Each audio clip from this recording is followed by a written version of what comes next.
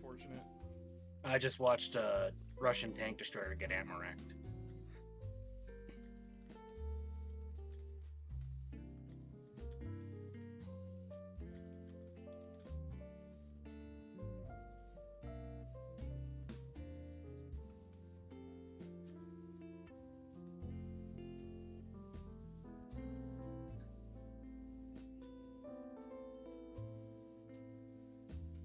Oh, good. I need to be like way more careful about what my avatar is on Discord.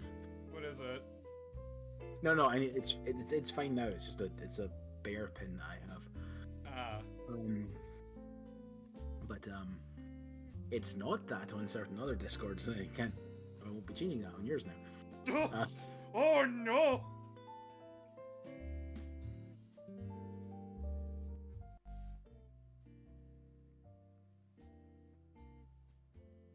I'm also just trying to figure out work stuff. That's fine.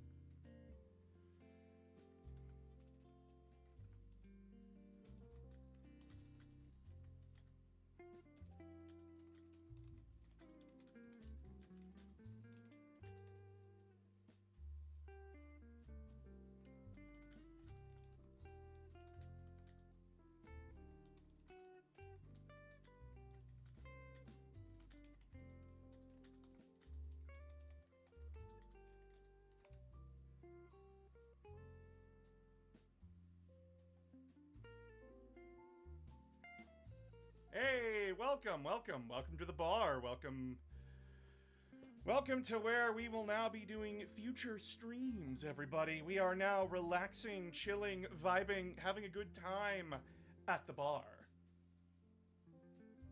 And before any censors want to give me a good fucking slap on the back of the head, this is a coffee bar along with a regular bar, and these streams weren't meant to be kid-friendly anyway, so, Oh, I'm in the bar. yeah, you're in the bar. Welcome to the bar, edgy anime brother of mine. Yeah, the bar is completely built, so that way, we can be behind it, and the audience can be in front of it. Isn't that cool? It's very cool. I guess, yeah. Yeah. Life Fry worked hard on this. I'm very appreciative towards them.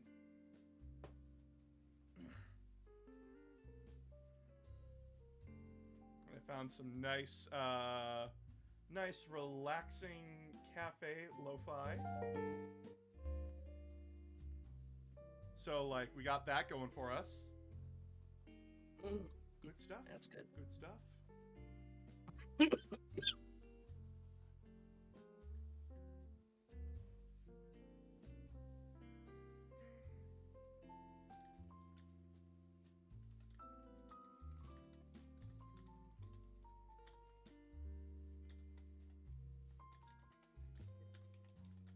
So, you mentioned that you watched the Red Power Ranger is now an adventurer, right? I haven't watched it yet, but I have seen it.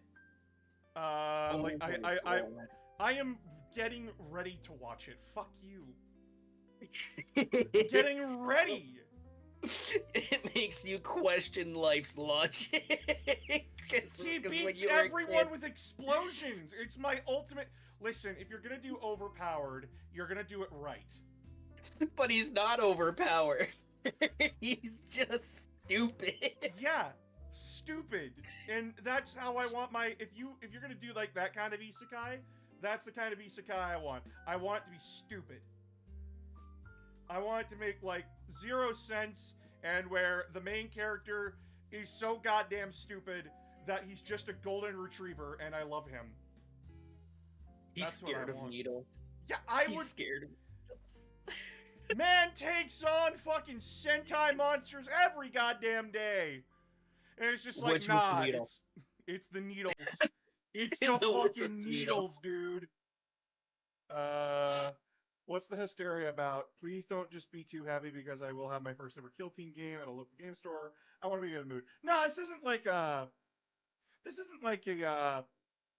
depressing stream, if that's what anyone's worried about. This is mostly just talking about how people need to calm the fuck down about codexes, rumors going on, and We're just here to shit talk you, your friends, ourselves, everyone. well, So no hard feelings. It's I, all general shit talk. it's basically just like anybody who's a friend of mine or anyone that I've given the role of ally to can come in, give their 2 cents, and just They throw can like give their two shits. they can give their 2 shits, you know. Add to the shit talk. Red Ranger Isekai is quite something. That one and OG San Villainous are good. Ooh. Okay, so a chill night, thank God. Oh yeah, no, this was always gonna be a chill night. Did I not say chill in the stream title? Um, debunking 40k rumors and hysteria. Calm down. Doesn't really say chill. Well, you know it's chill to me. Anyway, But if you calm down, you're chill. yeah, you calm down your chill. You calm down your chill. Take your chill pill, because I know I haven't. And we're just waiting for people to get into the stream here. Also, like chat, what do you think of bar? What do you think of the new what do you think of the new place? Because this is where our videos are gonna be made. This is where we're gonna stream from now on. That kind of thing. I finally got my Terminators. Good for you! Congrats! What kind? Chaos The fun kind. Terminators, Space Wolf Terminators, regular Terminators, They're the fun kind Terminators. Chaos Terminators, Light Lord Terminator. Just like slowly list off every Terminator type there is. I got Saturnine Terminators. I got some Chaos and some normal Terminators. Nice. Bar looks good. Yeah, it looks great. Life did an amazing job. We got stuff on the menu. We got like rock steak, Amasek, which What is that tank? Amasek tank? No, playing World of Tanks, and there's this thing I've never seen before. I guess it came out with the black market stuff that was in the game recently. Okay. Yeah, Yeah, Jason Statham held a black market in World of Tanks. we got Koopa stew. We got Pikmin skewers. Because remember, Pikmin look like pick carrots. Covenant vodka. Have no idea what that tastes like. So Drink at your own risk. drink at your own risk. And Mega Demon Drug, which is a Monster Hunter reference. Well, actually, just a drink you get in Monster Hunter. Which, by the way, Monster Hunter Wilds comes out next month, and Don't sound so deflated. oh, I have no one to play it with. It sounds like a you problem. It is a me problem. Fuck you. You're welcome. Sir, who's like, oh, I want to get into Monster Hunter, and then completely forgets about it. Because I never forgot about it. It's just that you never actually had your schedule match up with mine when I was trying to play it, and then we played more Total Warhammer 3, and then I had to uninstall it because I didn't have enough room for the updates on Total Warhammer 3. What a fucking memory hog. Warhammer taking up all of your life? The devil, you say? Shh. It's not like in World of Tanks, I put all the 40k skins on my tanks. You see, I'm a great sword main, so I don't have to worry about performance enhancing drugs. All I gotta worry about is spacing. And apparently, I'm the exception because every other great sword main is an idiot, from what everyone told me. Like, great sword mains do not care about people around them. And the problem becomes like, they stagger friendlies. So the great sword is seen as stupid strength. Stupid strength. There's no brain in there. So everyone Yeah, has to. you would say the proper way, but you'd get you demonetized. Yeah, so we're gonna say it my way. Fuck you. It's not your way. You would say it the normal way. You're saying it the YouTube way. Yeah. And It's not the fun way. anyway. Uh-oh. So, we we're here today to talk about. By any chance, is the Koopa stew served in the shells? Yes, because I'm fucked up like that. We feed you with the corp. We feed you with the thing that protected them. It no longer protects them. I mean, on the plus side, if you get your stew last, it's a blue shell. Yeah. I do recommend watching out for the spikes, though. Alright. But why are we here? Why are we talking today? Well, first off, if you can, go give Lost in Spiral some love. They just had a fucking tragic accident with Twitch because they deleted their model reveal video by accident. So that shit sucks. And I was on my walk during that, so I didn't know what happened, and then I get back and fucking I see Spee upset and everyone's freaking out, and I'm like, what the fuck did I miss?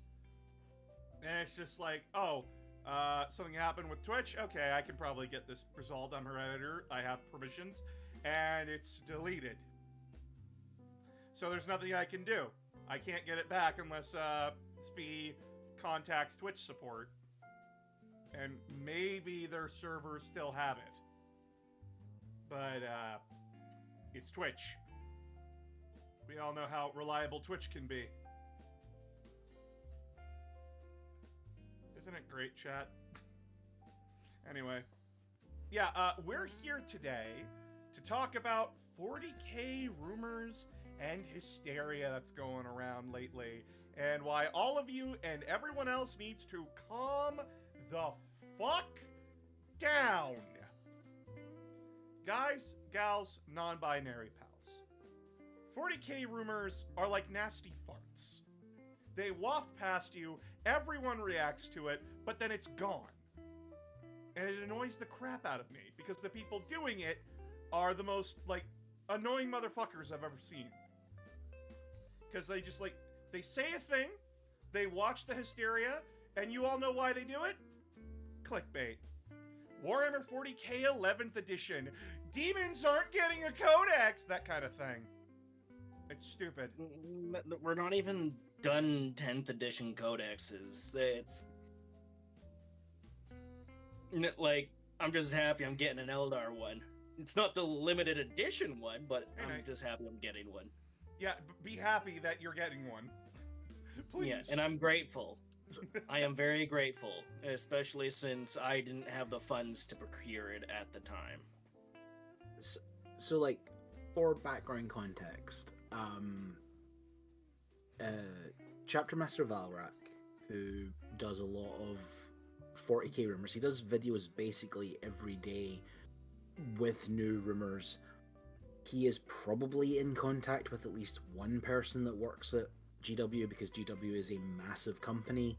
Someone is probably telling him stuff that's in the pipeline. This is probably being done as part of marketing for upcoming things to build excitement. But he recently did I think it was either a stream or a video, where he said that the thing he was hearing was that the plan currently was to get all of the remaining codexes done by like mid-autumn this year, like out the door, released. Chat. And sorry? No, keep going, sorry. And then that in late autumn, early winter of this year, they would, like, in time for Christmas, basically, they would release 11th edition Warhammer 40k. So, anyone that understands logistics, rule writing, release windows, all that kind of stuff, you know that's a bunch of horse shit. Yeah, like, the rules are probably written. is like that's like because for them to be able to make the claim that all of the Grotmist attachments that came out in December are going to be compatible with the eventual codex, that probably means at least the core rules of each of the new codexes is done. Yeah. From a design perspective. Yeah. But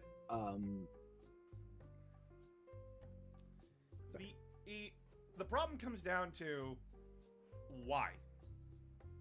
It's not anywhere near a perfect time to release 10th edition, like 11th edition at all. And people are like, oh, but what about like 6th to 7th? 6th to 7th was a 2-year time scale. 6th and 7th edition are a very unique circumstance for 40k, as 6th edition was horribly handled. Like, people are like, oh, 10th edition's garbage. No, it's not. Like, Christ. 10th edition, like 10th edition, like from a gameplay perspective, it doesn't matter. 10th edition is the most profitable version of 40k that has ever existed. Exactly. Like it makes no sense they would release a new edition barely 2 years into 10th. Like that makes no sense logistically. This isn't Magic the fucking Gathering where it's a new set every 2 to 3 months. This isn't Yu-Gi-Oh with a new set every 2 to 3 months. This is a tabletop war game with books releasing like every 2 to 3 months, and in addition, probably every 4 to 5 years. And we're not even halfway through year 2 of 10th edition. So like, well, I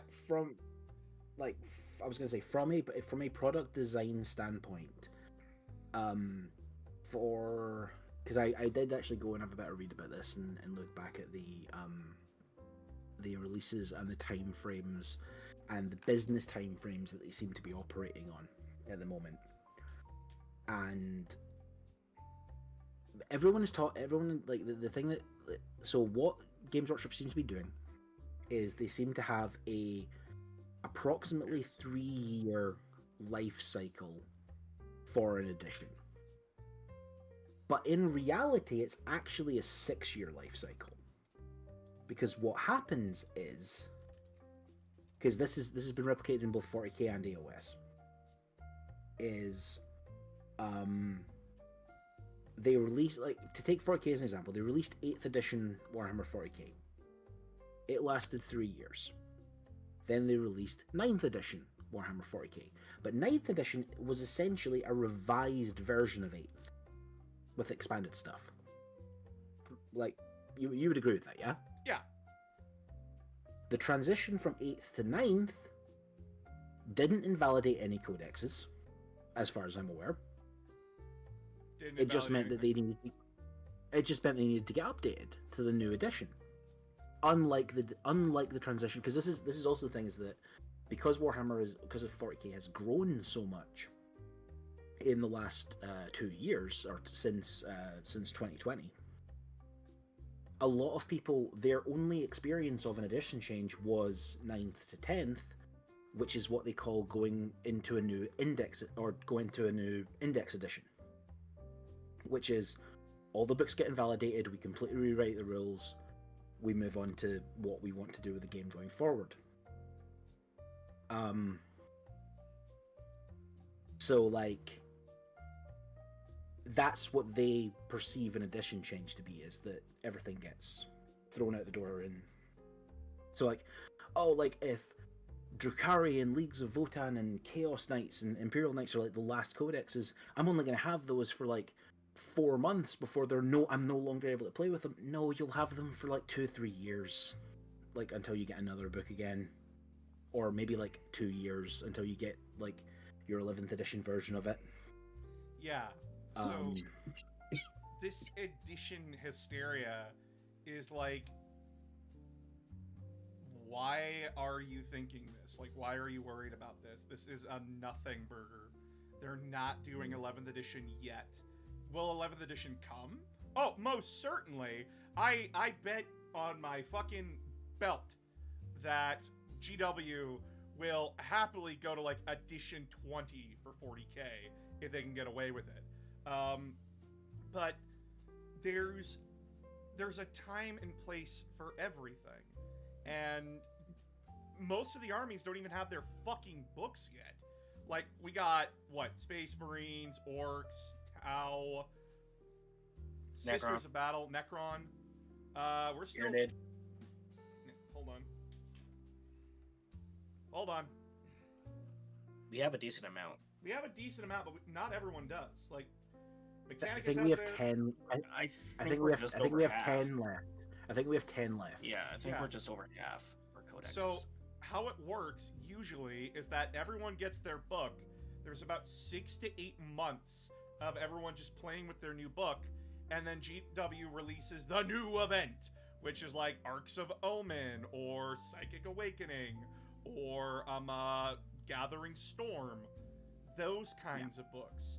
And that will lead us into the new edition. That's basically those books, those campaigns are usually hints to like what GW wants to do mechanically for their game. Mm-hmm. And do you guys see an event on the horizon? Do you see Pariah Nexus twisting the obelisk of the Silent King? Do you guys see Tyrannide's Tentacle Porn Hentai Edition? No, we don't. It's just hysteria for clickbait, because guess what these news channels need to do? Instead of just waiting for news and filling the time in between with either like painting tutorials or, you know, unit breakdowns would actually be very helpful with newcomers to 40k. Nah, it's just drama bait. It's just lame ass drama bait from these channels that can be genuinely doing a lot better. Like, something I want to bring up about Wes Hammer, actually, because I saw this from him, and I'm extremely disappointed. Where was it? Is that, like, was he using AI art? Yeah, he is. Fucking gross, dude. Mm-hmm. Oh, no, he's like, I'm sorry, he's like, I'm aware I'm picking a fight with a much bigger YouTuber than yourself, and I apologize for doing that on your stream. But yeah, no, he's like like really far down that like like stereotypical influencer route. Like I'm half expecting Wes to be like launching his own like product ranges and stuff for like. Yeah, no. I'm more upset that like I don't care if he goes down the influencer route. It's people got to do what they got to do to eat, right? It's stuff like the clickbaity titles that I have an issue with, like the worst retcon ever with the Necrons, or Slanesh is an absolute mess, or where is everything else? You know, clickbait. And genuinely, it's just like, come on, dude. I know you can do better than that.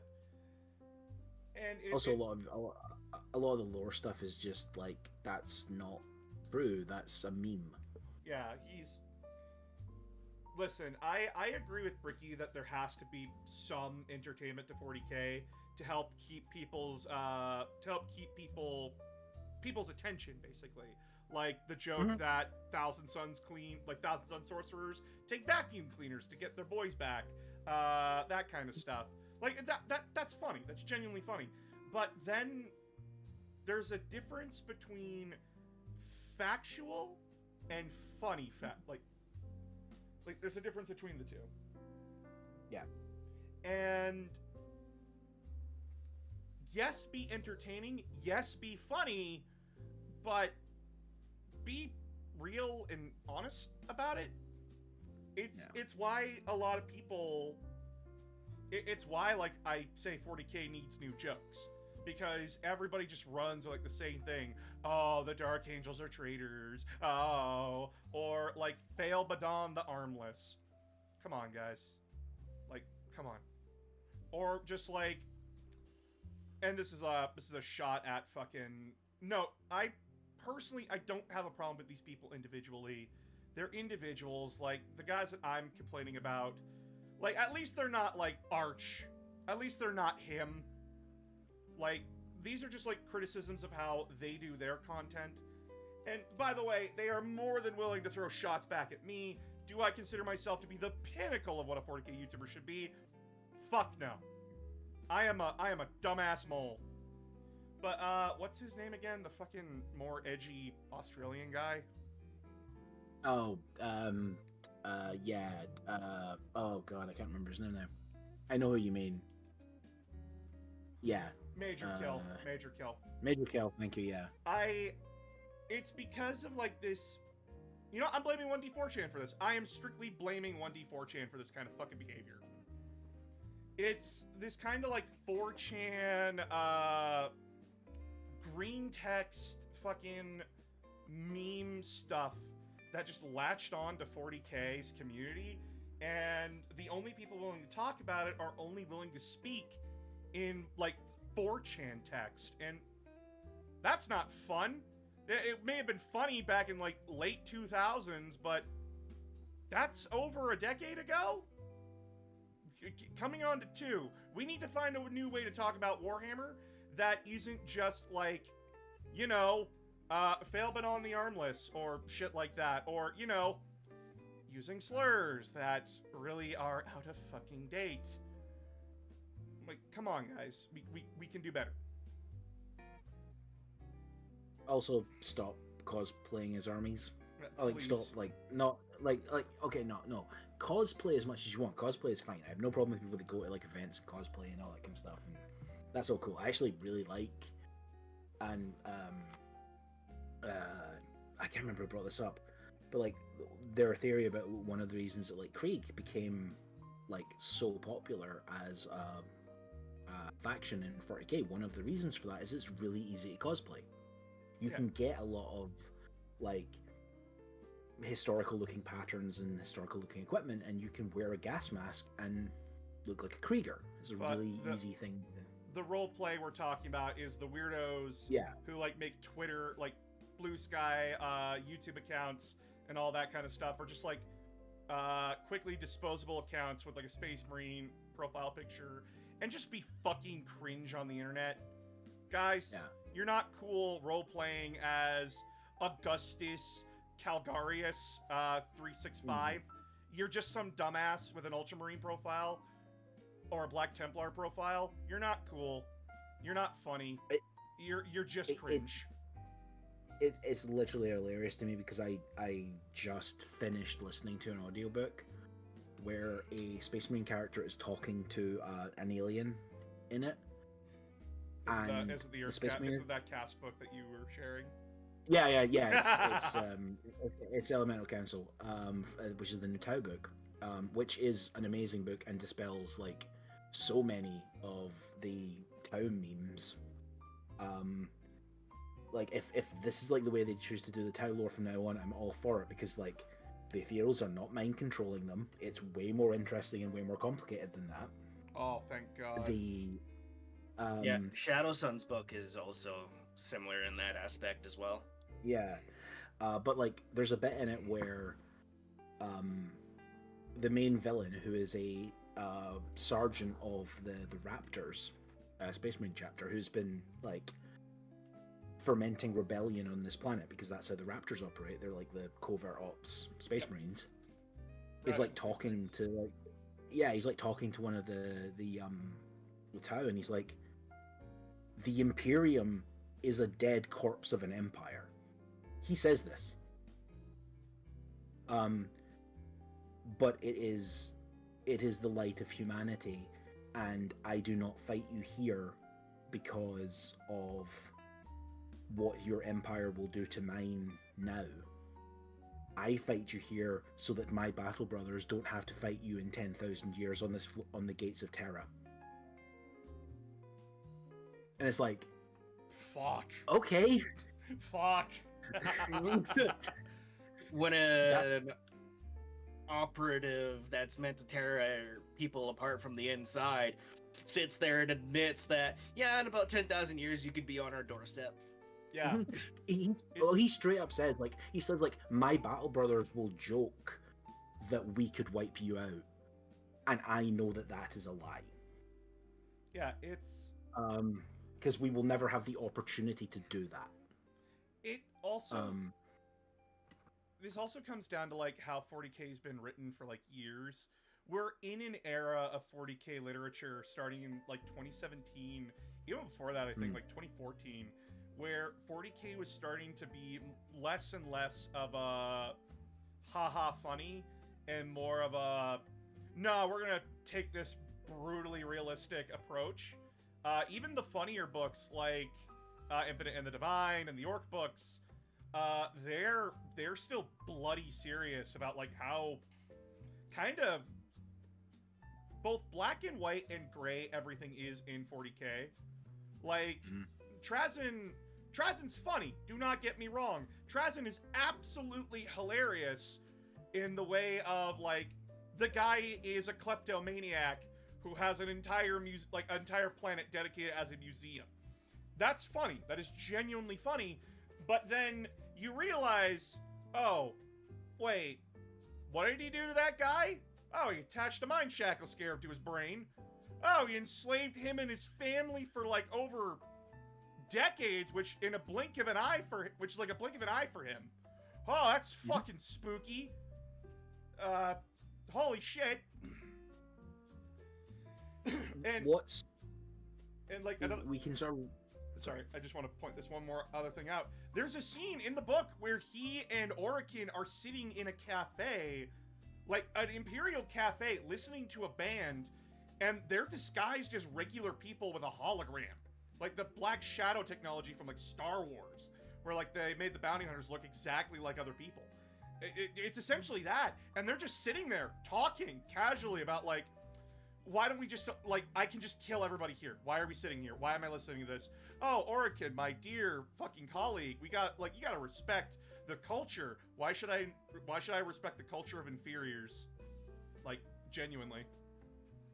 And I'm like, these two are like two of the most powerful characters in the Necron army, and they're just sitting in fucking Starbucks having a fucking wank while listening to smooth jazz.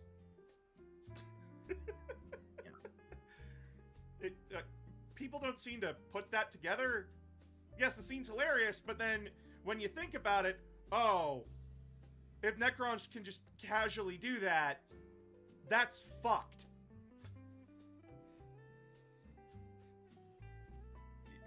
Your thing there? Yeah, like, what I was gonna say is what, from my perspective, like, in terms of, like, the length of time I've been playing it, like, you had Rogue Trader, which is very much his own thing. It's very based in, like, 80s British pulp, and, like, punk culture. And then you have, but it's also basically just fantasy in space. That's a massive fantasy in space element that people kind of try to pretend isn't there and is absolutely just there.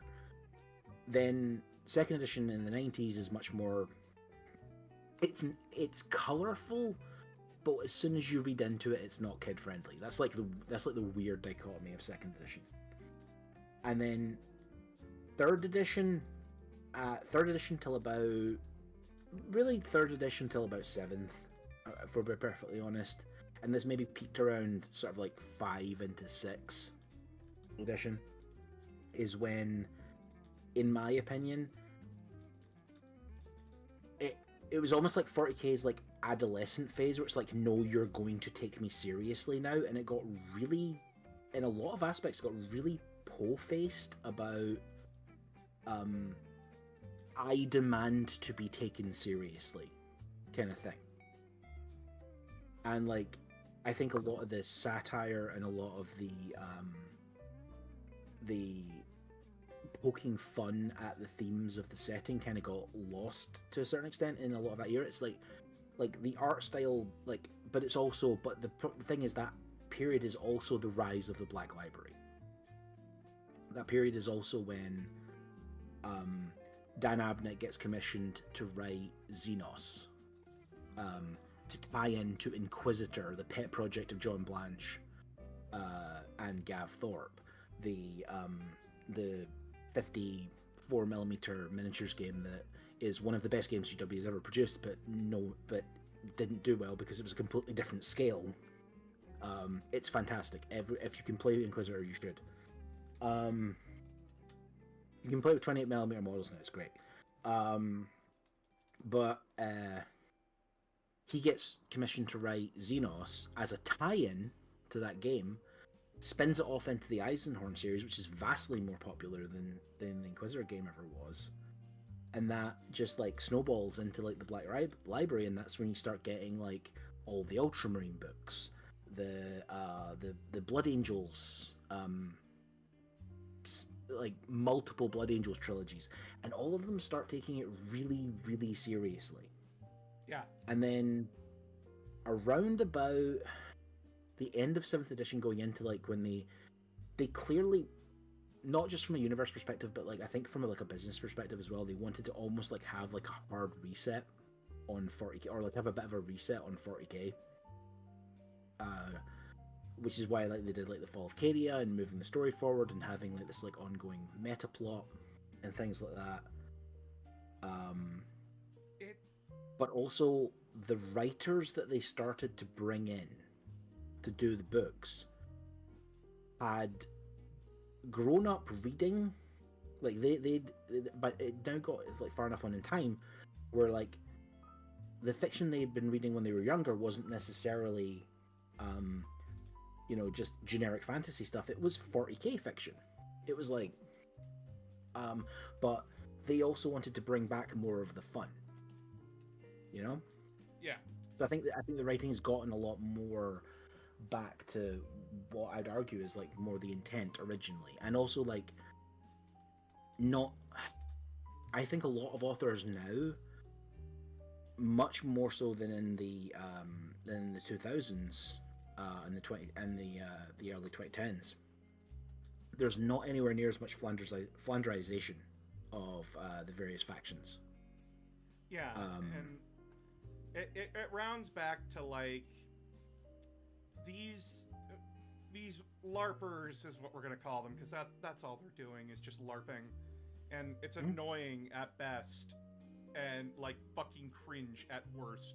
And this is mostly like lame ass edgy teenagers who are just like, oh, cringe woke culture, that bullshit, that kind of garbage. Kids that like, if you'd had any sense, you would have like tossed them out of the room already because they're annoying. But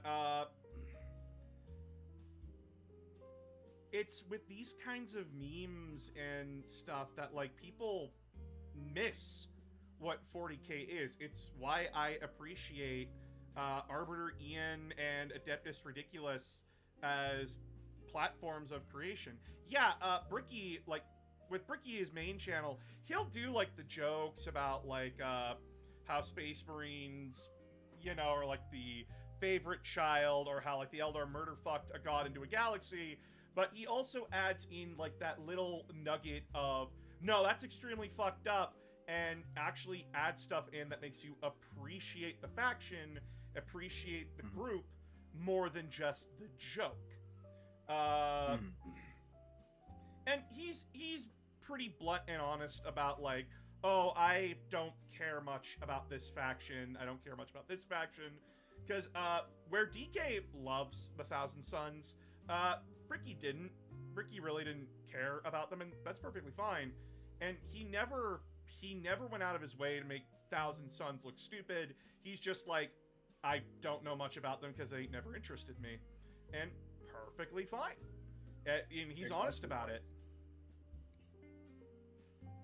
Yeah, like I sort of think I pride myself on, like, in terms of my fantasy knowledge of information and stuff, I know more than I should about like Warhammer Fantasy Dwarves and Warhammer Fantasy Empire and like a bunch of like stuff to do with the history. I don't actually know that much about like the elves and the dark elves. Like I know the general plot points, but I don't know like specifically who was what and where kind of stuff. Like there's like, because that's not something that I was interested in when I was playing this game. And it's similar to 40k, like I don't actually know that much. Like I've been trying to learn a little bit more about like the Drukhari and stuff like that, because they're one of the factions that got like expanded like away from stuff I was looking at. Like I know about the Eldar, and I know about like Chaos and stuff. But like there's like stuff I don't, and that's like. But then, like you're also saying is there's also the Games Workshop is doing a thing, and I'm going to be angry about it because I'm making wild assumptions about other things that they're going to be doing. Yeah. Or not doing. And this comes back to like what we're talking about with like rumors and stuff. People have been saying that, oh, demons aren't going to get a codex. They're all just going to be shunted away into Codex World Eaters, Codex Thousand Sons, Codex Emperor's Children, that kind of thing. One, probably we'll see. Well, they'll probably do like what they did back in 8th edition with the where they did put the units in the codex, but they get their own still. Yeah, like they put in the Demonettes, the Bloodletters, the Plague Bearers, the Nurglings, and the Pink Horrors into the Chaos Space Marine Codex, but instead of just slotting them into like Chaos Space Marines, they'll slot them into like their appropriate God-given legion. Which, okay, but then what about units like Be'lakor? People do not think about like units like Be'lakor, about the Soul Grinder, about Demon Princes of Chaos. They are not God-aligned units normally. So what do you do with them? There's the immediate stopgap of like stopping this theory in its tracks, because you can't just throw fucking Scarbrand and Angron into the same goddamn book. They're the same thing at the end of the day. Like, I mean, you say that, but I think they're going to. I think they're doing that. Probably, but like then there's Demons of Chaos, and it's just like maybe they'll do that, or maybe the idea is that allies in the in Chaos Space Marines and all these other Traitor Legions is that like this is how Chaos Undivided's going to play, is that they're all going to be like, you can take them as allies and stuff, which would make sense, but genuinely, demons aren't being removed from 40k. They aren't going away. They're very much entrenched within 40k. We just finished the Siege of Terra, where Demons of Chaos, like Rodigus, showed up in Siege of Terra. Fucking Rodigus. So, I like looking at what they have done this edition in terms of like what they have released and what they have said they're going to do, because what we do know from this is they said during the reveal show that in the Emperor's Children book they will have the Slaanesh demons in that book. And from the artwork, it seems to be Keeper of Secrets, Fiends, Demonettes, I think Seekers as well. Isn't there a new Slaanesh unit too? And not a new demon one, I don't believe. But they're in the Emperor's Children book. So the logical assumption is that the other god-specific demons are in whichever legion is aligned with that god. They're in that book. People are like, well, what about Codex demons? It's like, well, what would Codex demons contain? It would contain all the datasheets for all the demons. It would contain a detachment, probably for each of the monogod powers. You'd get like a Nurgle detachment, a Khorne detachment, a Slaanesh detachment, and a Tzeentch detachment. And you'd probably get a detachment that let you run a mix of them, like a generalist detachment. Yeah, like one themed around Be'lakor, basically. Or one themed around like having multiple demons. Yeah. So, they've already released that. That's the Index and the 4 Grotmist detachments. Yeah. That exists. That's free. It's online. You know that free online rules thing that people have been moaning about wanting since the start of at least 10th edition and probably since before even then, because they don't want to buy books? Yeah, no, guys, the thing is there. Like, Warhammer community, go into downloads, Warhammer 40k, literally go into Legends, they're all there. Anybody who's bitching and whining is just like, well, I can't play my old units. No, you can. Put in the fucking effort. And, like, I also get it that, like, some people are like, well, they're not in the app. They're not in the app. So, like, what the fuck am I supposed to do? Write it down! Right? Well, they're in the app Also, now. they are in the app. They're in the app now. So stop bitching about it. It is literally all I see from a lot of creators on, like, from YouTube to Twitch, everything, is that all they do is bitch and whine. And these aren't even things worth bitching and whining about. You want to know what's worth bitching and whining about? GW just said fucking to anybody who wants to participate in Golden Demons, nah, you can't use conversions of AOS and fantasy stuff in 40k and vice versa. That's something to get upset about. That is genuinely infuriating. That GW's just like, nah, you got an Age of Sigmar Thunderhammer on your fucking Space Marine Chapter Master, or like you got a Chaos fantasy, like 40k blade on a Slave to Darkness model. Fuck you, disqualified. That's stupid. That is incredibly stupid and short-sighted. It's very much the business side, like telling the creative side, no, fuck you, keep it mono. It's stupid. Like, even the writers themselves are pissed. Yeah, I was gonna say, to not have false information. It's in the Armies on Parade rule set, not the Golden Demon rule set. And there has been there's been such pushback that people are saying that meetings have already been held internally, apparently, because a lot of very big name Golden Demon competitors basically came out today and went, I will not do Golden Demon if this is the rules for Golden Demon. Yeah. Like, that's genuinely something to be upset about. Not fucking, I can't play my old garbage models. Oh, boo the fuck who you can't. Also, to stop people putting this about, no, they're not saying that you can't convert models and play with them. They're not saying that you're not allowed to like convert models and play in store. They're not saying that you're not allowed to like have conversions at tournaments, because that's another thing I saw going around, is that they're banning conversions at tournaments. No, it's just a very stupid. If you want to participate in the Armies on Parade competition, this is the rules they've set. I think they're stupid, but this is the rules that they have set. And even if they do turn around and say you can only use these at Games Workshop run tournaments, you can only use like models from like the specific universes at Games Workshop run tournaments. Boss, do you happen to know how many Games Workshop run tournaments? Like, do you know like where that applies? Definitely the Vegas Open. Yeah, it would definitely. Nope. Oh, Nope. not apply to the It Vegas. does not, didn't. No. Nope. Was not run by Games Workshop. Oh.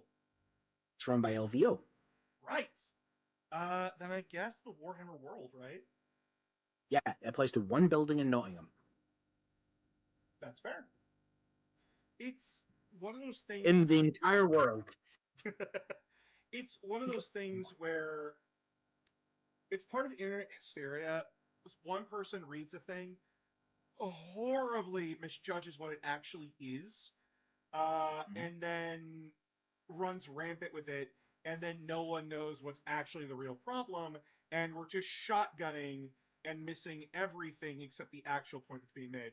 It's actually part of it's actually uh, a good comparison is when people were freaking out about Adobe, uh, like people saw in their what's it called, terms of service, that they, like, people were like, oh my god, they could just steal your shit and use it for AI, like to train their AI models, and like uh Pirate went online. He's like, that's not what this says. It says that they have the right to use their stuff, to use your stuff to train their AI model. They're not doing it, but they have the right to. Still wrong. Like, it's still wrong they're doing that, but use the correct information to, like, go after them. What do you do for dinner?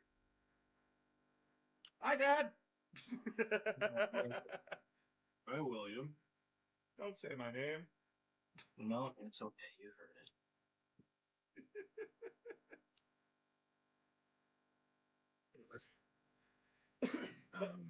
It's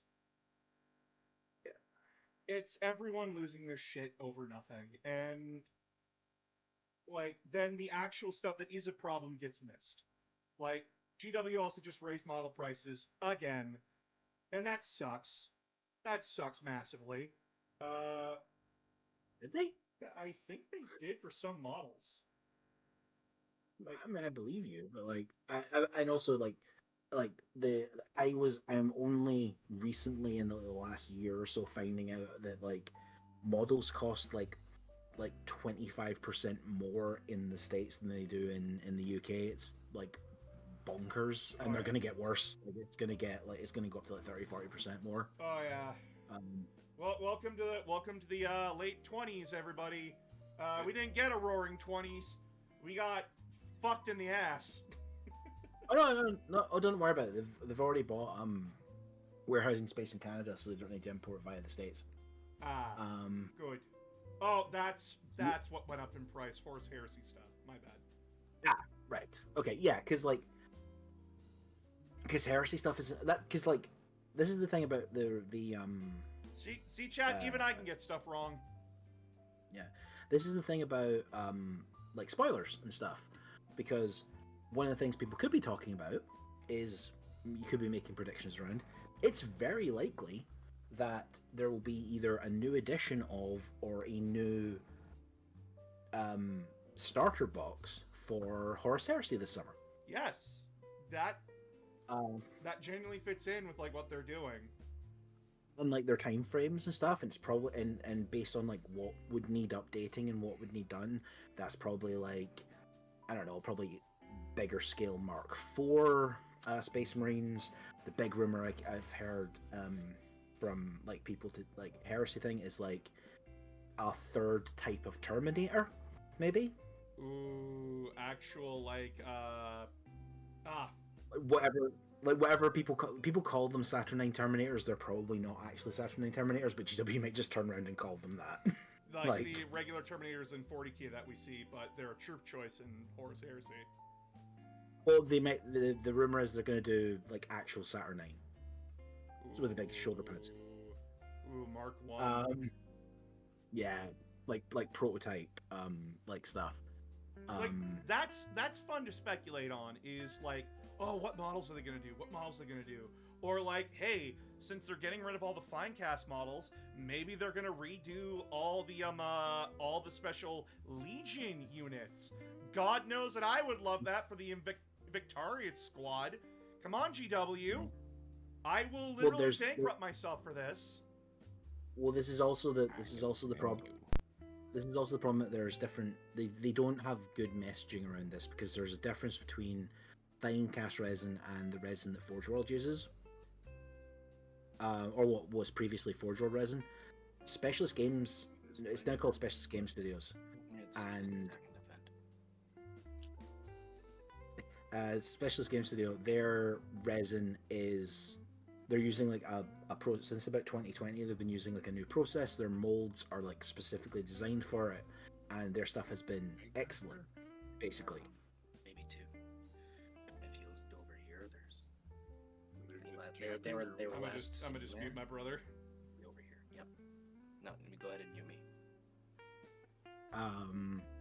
So like, but like fine cast resin is basically discontinued now. Yeah.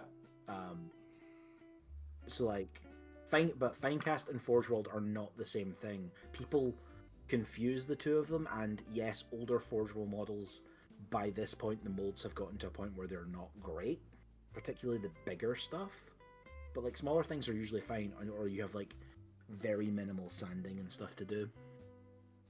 Well, there are still several model companies that do make resin, Mhm. but that's more for display models and not wargaming. Well, like there are also like companies like Tortuga Bay, which I'll just Yeah. straight up name because they're excellent. Who the guy does resin casting, he does really high quality resin casting, for about the equivalent price to GW. Like it's comparable. And his quality is just much better. But yeah, like I completely agree with you. Like getting like updates of like the Legion specific units would be sweet. Greater plastification of former Forge World units. A whole bunch of like heresy stuff recently went. I think it's sold out online is the terminology, because they use two different terms for. Basically, there's one term is basically this is out of stock, and the other term is this is discontinued. It's either not coming back or it's coming back as plastic. Yeah, there's temporarily out of stock or sold out online. Sold out online. Sold out online is basically we're not making this anymore. Yeah. And usually that's like it's usually like the way bigger stuff, like the Sokar Stormbird, or the Legion Javelin unit, which, like, if they're doing that, they're most likely reprinting the models with like new plastic, or they're just gone because they weren't like selling. that was what I was having this conversation recently with one of my friends, that like what would be your big centerpiece then for a new a new edition or a new starter box. I'm not saying it's necessarily a new edition. It might be a new edition. It might be the equivalent of like a revised Heresy 2, essentially. Because like with more stuff in it or whatever. Yeah, because like the big centerpiece model for oh hey Shadow, the big centerpiece model for the first Horus Heresy box was the Spartan, like that massive fucking tank. But now, like with the second box that came out with the Mark III upgrade kit, the centerpiece of that model, like the centerpiece of that was supposed to be the Mark III Marines, along with the what's it called, the Daredale Dreadnought. The Land Raider, the Proteus Land Raider was just a bonus on top of that. Oh yeah, also the Proteus Land Raiders. What the beautiful. fuck is that? I'm looking at T-Com's new image. What the fuck is that? It's my old profile picture. A friend. I decided to change back to it for old time's sake. It's a friend making fun of me for being a dumb Marine. Truly, you made the Crayon Eater chapter proud.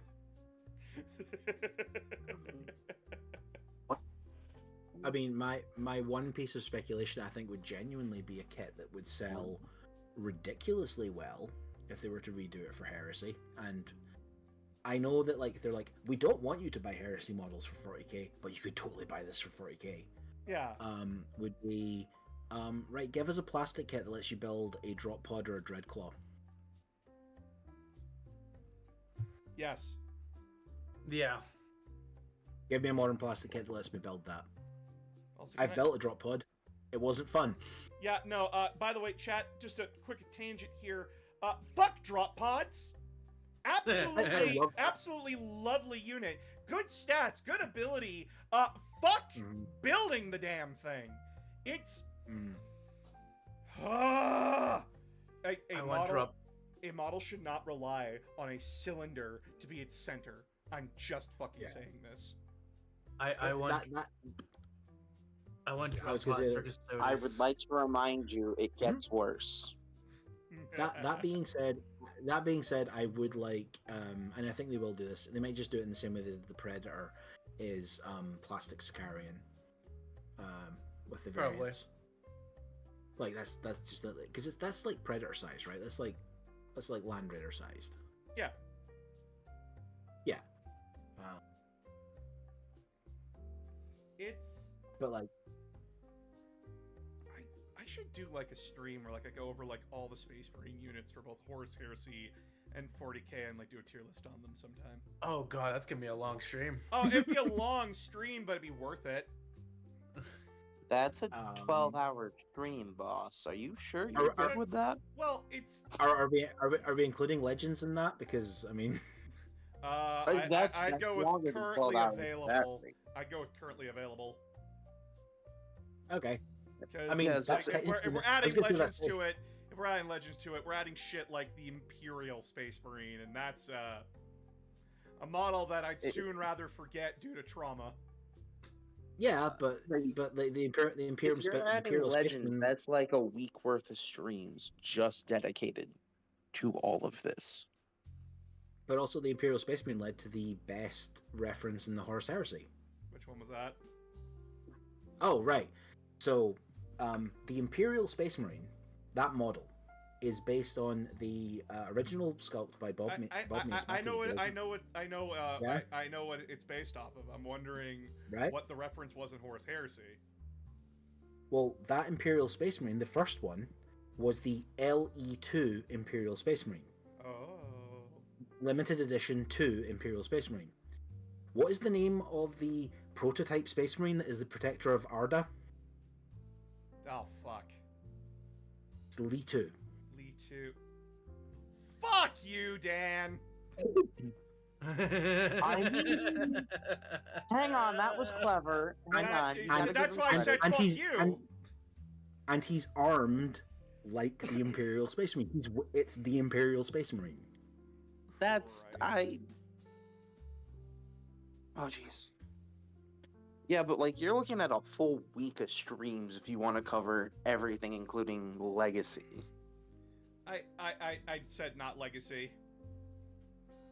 No, you have to go through it edition by edition. No. It's also why. It's also why, Yo. at least in it. Wait, and hold at on. least If he one of- goes through it edition by edition, we can get his hot takes on them too. Oh, you want my hot takes on like old 40k? God. Yes. Oh God. All the old Hammer guys would crucify me. Do it. You know what? I'm just gonna share this right now. Guys, gals, non-binary pals, there is very little stuff that I like from the 80s and the 90s. I think 80s and 90s aesthetic, most of the time, looks like fucking garbage. Genuinely. Noise Marines. Yeah. Noise Marines were awesome though. I look at old Warhammer 40k, I appreciate it, I understand it, we would not have modern 40k now without it.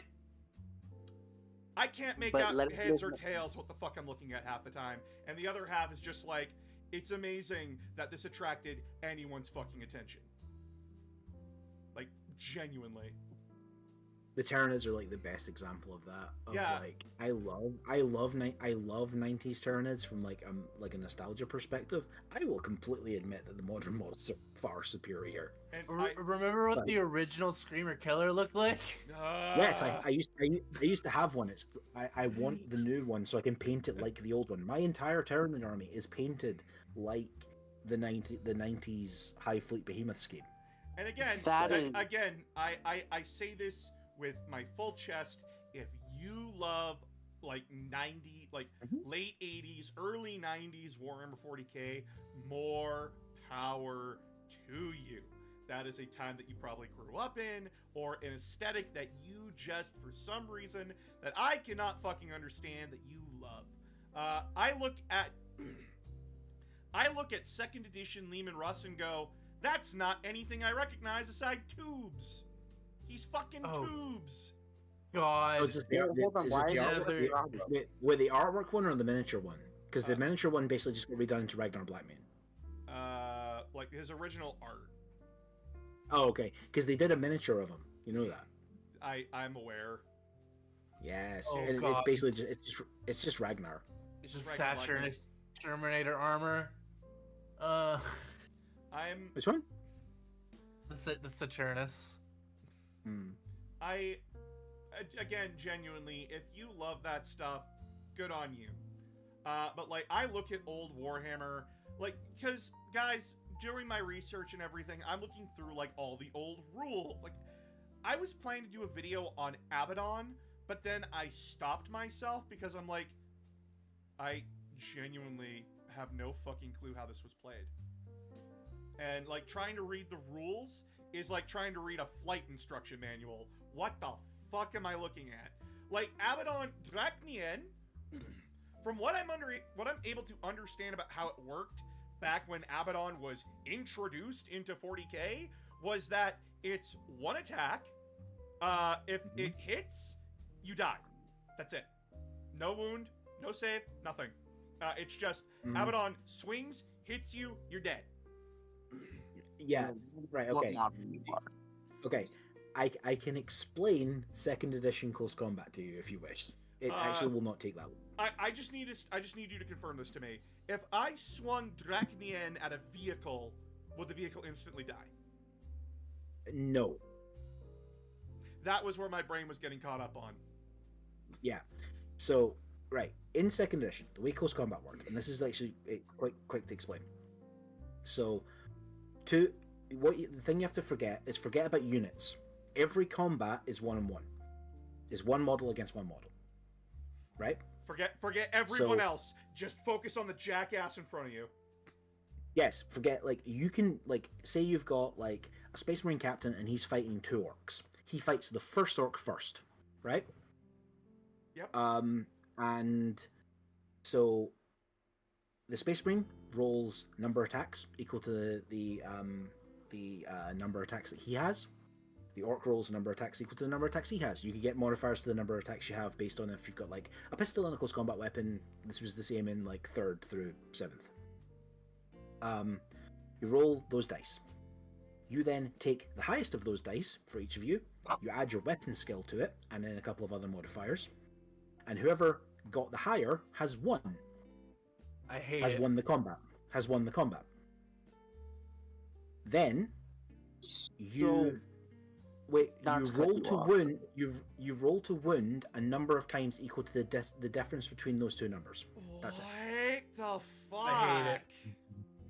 Okay, so just to clarify, that means Abaddon technically could have gotten killed by a gripe. Right.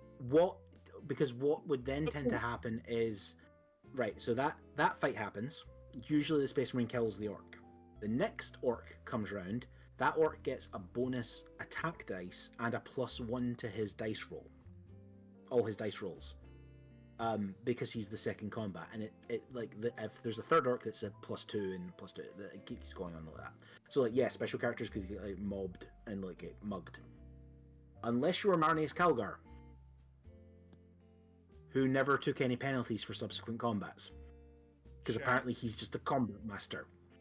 So what I'm hearing is it was viable to throw a Grot Swarm at named characters and murder them. Well, no, the Grots wouldn't. The Grots would get murdered by the character, and then your runt herder like stuck to them with a spear. How did any non-swarm army win? Space Marines were ridiculously elite, and like ridiculously good at winning fights. That solves it. Yeah, like chat, I can't. I can't stand looking at older editions of 40k. I can't. Or like after all of that, like you still get an armor save, and say like your character in Terminator armor in second edition. So you make an armor save nowadays, it'll be like, I don't know, a weapon's like AP -4. Oh, you're on your invulnerable save now. Yeah, you didn't have an invulnerable save in second edition. You rolled your armor save because you were Terminator. You rolled it on 2d6. God. And you added them together. What the fuck? to see whether you beat the armor value. Oh, and if you were Terminator, you could re-roll it. Nah, chat, we should Dude. definitely go back to the old ways of how we did things. We should totally do that confusing bullshit. Modern mean, 40k like, is dead, as they say. It's too So boring. just to clarify this, that my brain completely understands, because I'm pretty sure I do. Mhm. If you throw a group of Tyranids at anything but a Terminator, it's probably gonna die. Mm, You throw most things at a Terminator, it just keeps re-rolling its armor and doesn't die. yeah, you also have to remember that like models are on smaller bases, so you can get less models in contact with each other. By and large, like a Terminator is on 25mm base in this edition. Right, I did have like an old metal Terminator that was like on 25mm. Also, like you obviously had template weapons that were like ridiculously effective. This is like the era where like a dreadnought with a multi-melta. The multi-melta has a flamer setting. Huh? Low key, that's awesome. Yeah. Thinking about it now, that's terrifying. Yeah. Incredibly. Do you know what the what do you think the like what's traditionally is the stereotype the key feature of a plasma weapon in 40k? Overheat. Yeah, they didn't do that in second edition. They ran out of charge and you could only fire it once every other turn. That was how it worked. Plasma weapons didn't overheat. That's a third edition thing. So basically, a multi-melt on a dreadnought could clear everything in front of it, and then just wait a turn to do so again. Yes. Yeah, because dreadnoughts were awesome. But you couldn't do that to an Avatar of Cain. To flamer mode. But you couldn't do You that. couldn't do that to an Avatar of Cain because no fire-based weapon could hurt an Avatar of Cain. Right. No heat-based weapons can hurt it. Man, don't you love like old 40k jank, chat? Like that's Oh, yeah. just old 40k jank at that point. Like Christ on a stick, dude. This is. Then you have the psychic phase. That was a card game. Oh, they did that in the finale. They did that in the finale of the end of the death. They played Yu-Gi-Oh. Mm-hmm. So they made a throwback to second edition in the end. Not only that, right? Not only that, you had to buy an additional product to get to the psychic phase. What? I'm so proud of you, GW. So fucking proud of you. Not only, like, Psychic Phase is adapted so much, now we don't even have to pay for that shit. We just get it for existing now. I mean, realistically, I to make money. I mean, realistically, I kind of would like psychic spells to just come back, but they're in a more limited way. But like, no, it was. They released a box set. It was pretty soon after second edition called Dark Millennium, which is another one of those names that GW keeps reusing, otherwise the wizard gets angry. And it was basically the psychic rules for all the factions, and like all their psychic powers. And I can't remember the ins and outs of how it worked because it's been so long since I played second. But you had a deck of cards, and then you had a deck of power cards, and you drew a certain amount per turn, and you might be able to use your powers that turn, but you also had like counter powers.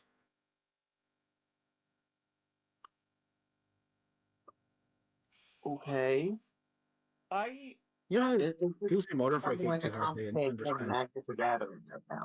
No, my wife heard this. They'd be fucking thanking me for teaching them modern 40k, at least.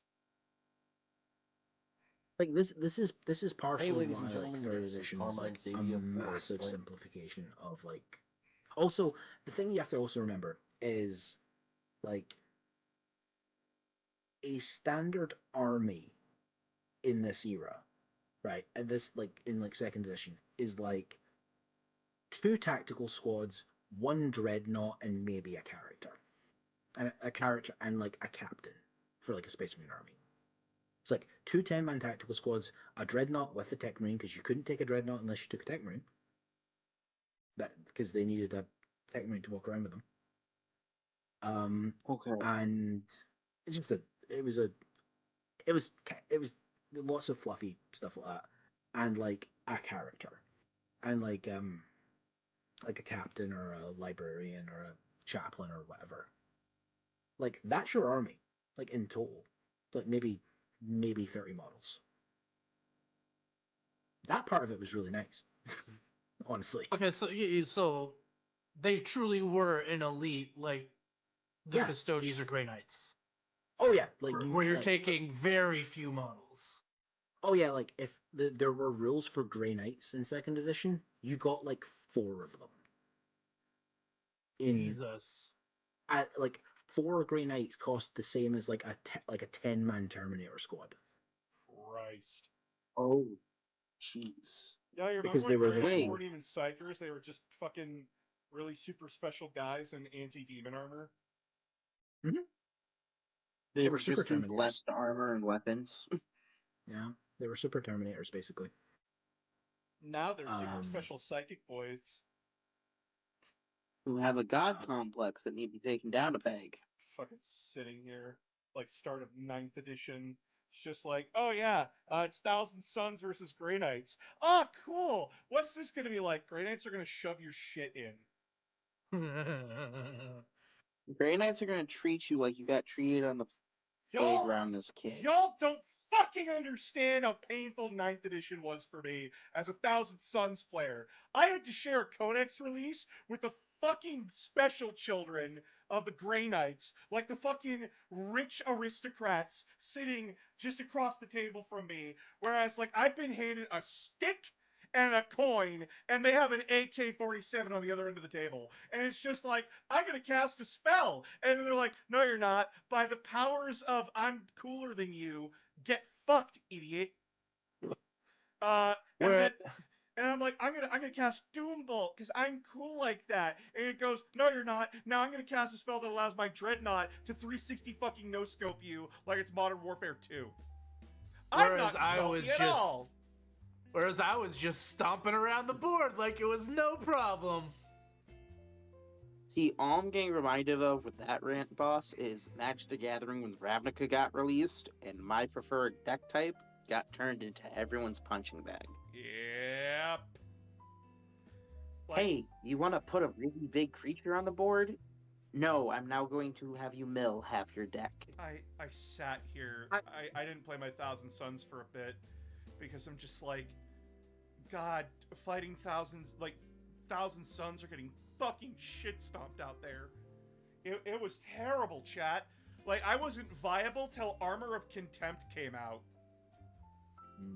And then like, Ew, that's wild. yeah, and then guess what?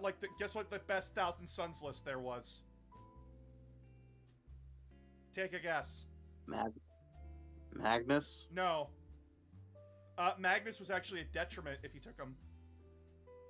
Oh, Three squads of 10 Rubric Terminators. You thought it was bad now? Nah, bitch. It was terrible back in late 9th edition. That's the only way you could survive as a Thousand Suns player, was to take 3 squads of 10, use all his dust to reduce AP, and use Armor of Contempt to reduce AP. And then you just like, hey, I'm gonna just use my psychic powers to make my bolters just ignore your armor, and go from there. Hope for the best. and how many sorcerers was this? 3 sorcerers and Terminator armor in the Rubric squads, and then you took Arimon on Disc of Zinch. You took 2 other sorcerers on Discs of Zinch. And then I believe it was like maybe a few Zangors. Maybe.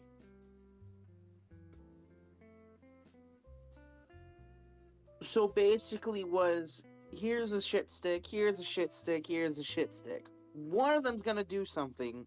I don't know which one. Yeah, and then you took the army ability of either Cult of Time or Cult of Schemes for either healing or just teleporting mass nonsense. And you just had like 30 Terminators like jumping around the board, like they got nothing to do. So like they'll show. That sounds incredibly repetitive. And people say they want to go back to 9th edition. I want to throw something at them. Because, like, I had people get mad at me for doing that. And I'm like, this is... It's the only way you can play the game. Also, squads of 10 Terminators teleporting around with Thunderhammers. Yeah, there's a reason they don't let you do that. There's a reason why Smash Captains don't exist anymore. No, Smash Captains still do. Not the traditional Smash Captain. You can take a Thunderhammer you and Storm put Shield what? on a captain. You can take a Thunderhammer and Storm Shield on a captain with Jump Pack. I'm looking this up quick. I'm looking it up quick. Fuck you. I'm sorry. What kind of bullshit? It's not as effective as it once was. Clearly. No, but you can... Okay, but it still sounds incredibly annoying. It was. Sitting here staring at the Librarius Conclave, it's not doing anything for me. Didn't it just like win LVO? Did Librarius Conclave just win LVO? What? I think so. I believe so. I'm a Google. Or Did Librarius Conclave win LVO? Or the Death Watch one won LVO, but like it was using Librarius Conclave as like I can't remember.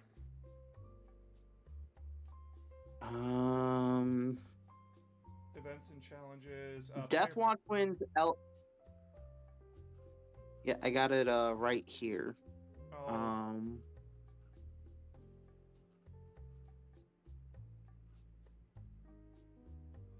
Let me scroll to the information on it real quick, because it just had it. Yeah. Sorry. Captain with Jump Pack. This model may replace its heavy bolt pistol, and a Starter's Chainsword can be replaced with one Thunderhammer and one Relic Shield. It's not a Storm Shield, it's a Relic Shield.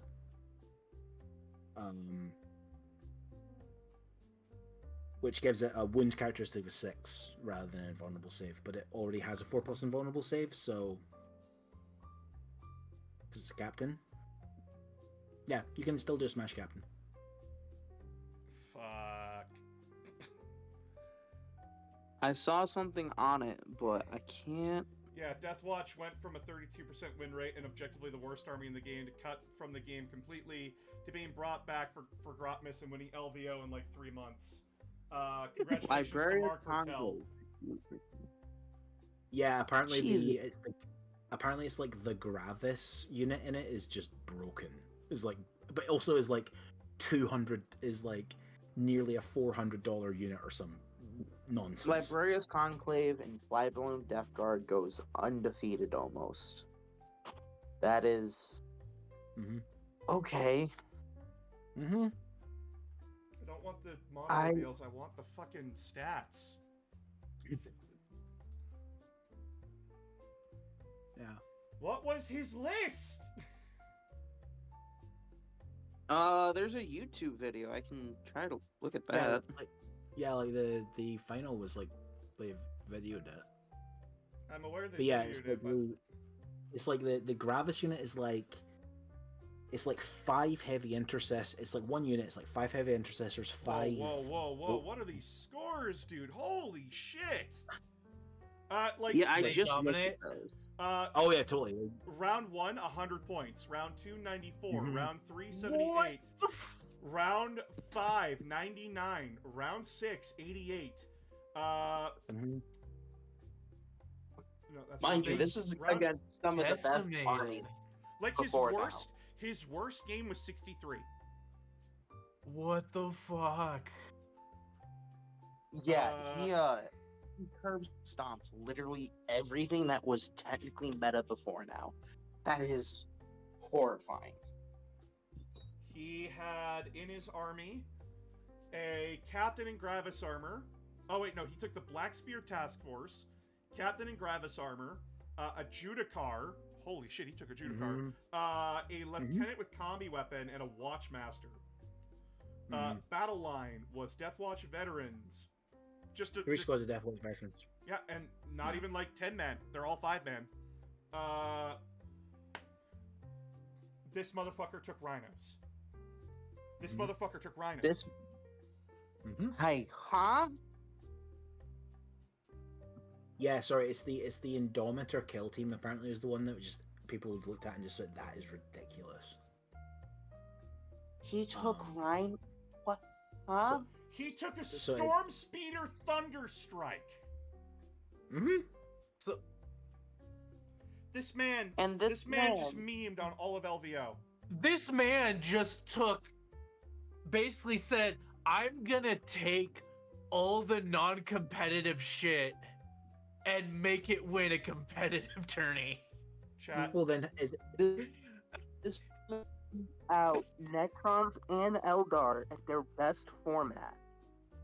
What was that, Will? Oh my I god.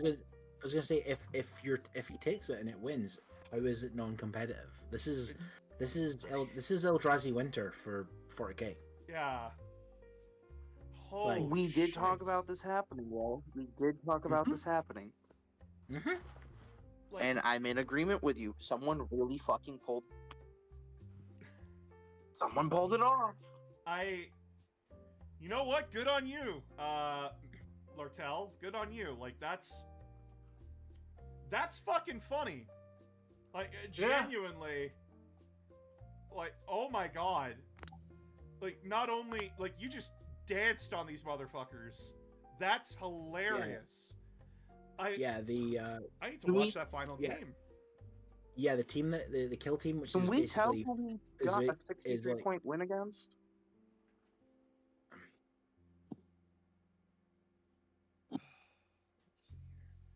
What was that, Will?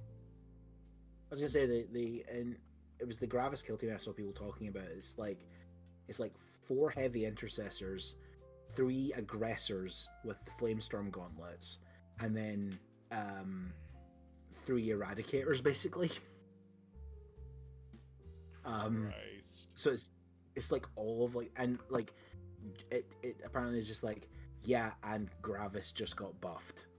Like heavy intercessors got like a massive like buff in the balance data slate, so they're like horrific now.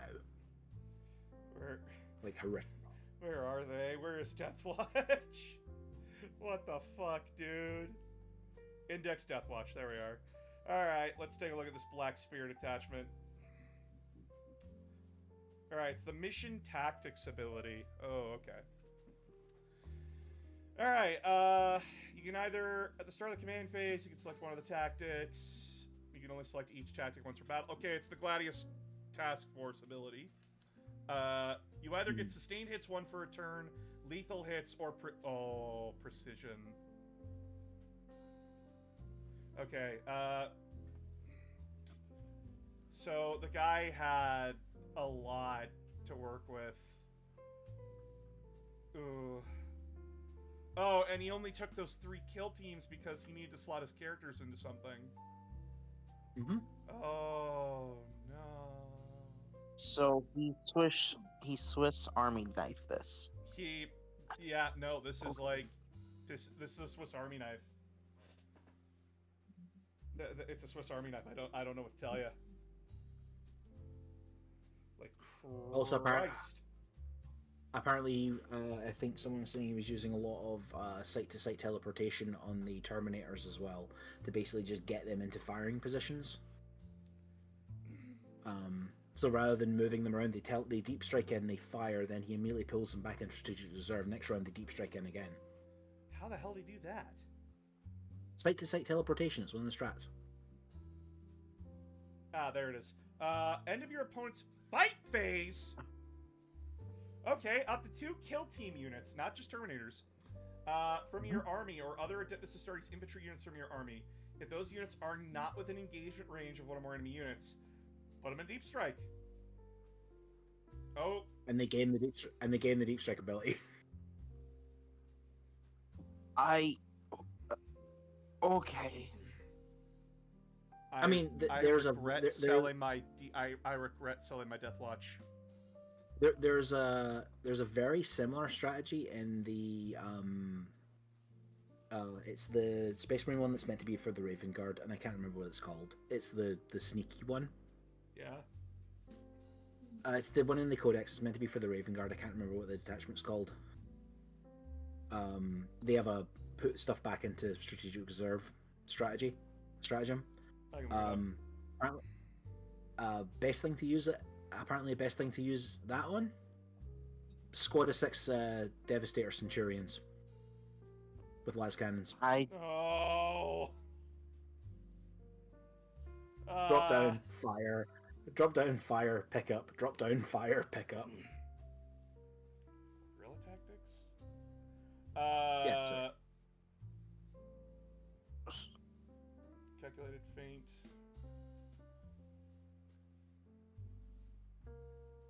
Oh, they had to change it. It's Phobos or Scout. Or Okay. no, it's sorry. It's up to 2 Phobos and or Scout units from your army, or 1 other Adeptus Astartes infantry unit from your army. And Centurions are infantry. Chat. That's I love this fucking game. I love this stupid fucking game. Everyone's like, no, this is stupid. This is broken. That's the point. It's Yeah. stupid. 40K was It's- never it's- meant it's- to be competitive. It's meant to be stupid. It's six the six fact we twin turned link, it six twin competitive is insane. 6 twin linked las cannons and 6 twin linked melta guns, I believe, is what they've got in their chest. If you're taking the Devastator away. If it's Devastators, it's either Hurricane Bolters or missiles. Maybe missiles then. Sorry. Yeah, it's missiles. Um, I built my Centurions to be las cannon Hurricane Bolter, so that way, like, murder the big thing and then murder the mulch that's coming their way. Yeah. From what I understand, you can do this to basically like teleport in, kill a knight, teleport out, teleport back in, kill a knight, teleport out. What? Yeah. This shit gets stupid. It gets really Because fucking like stupid.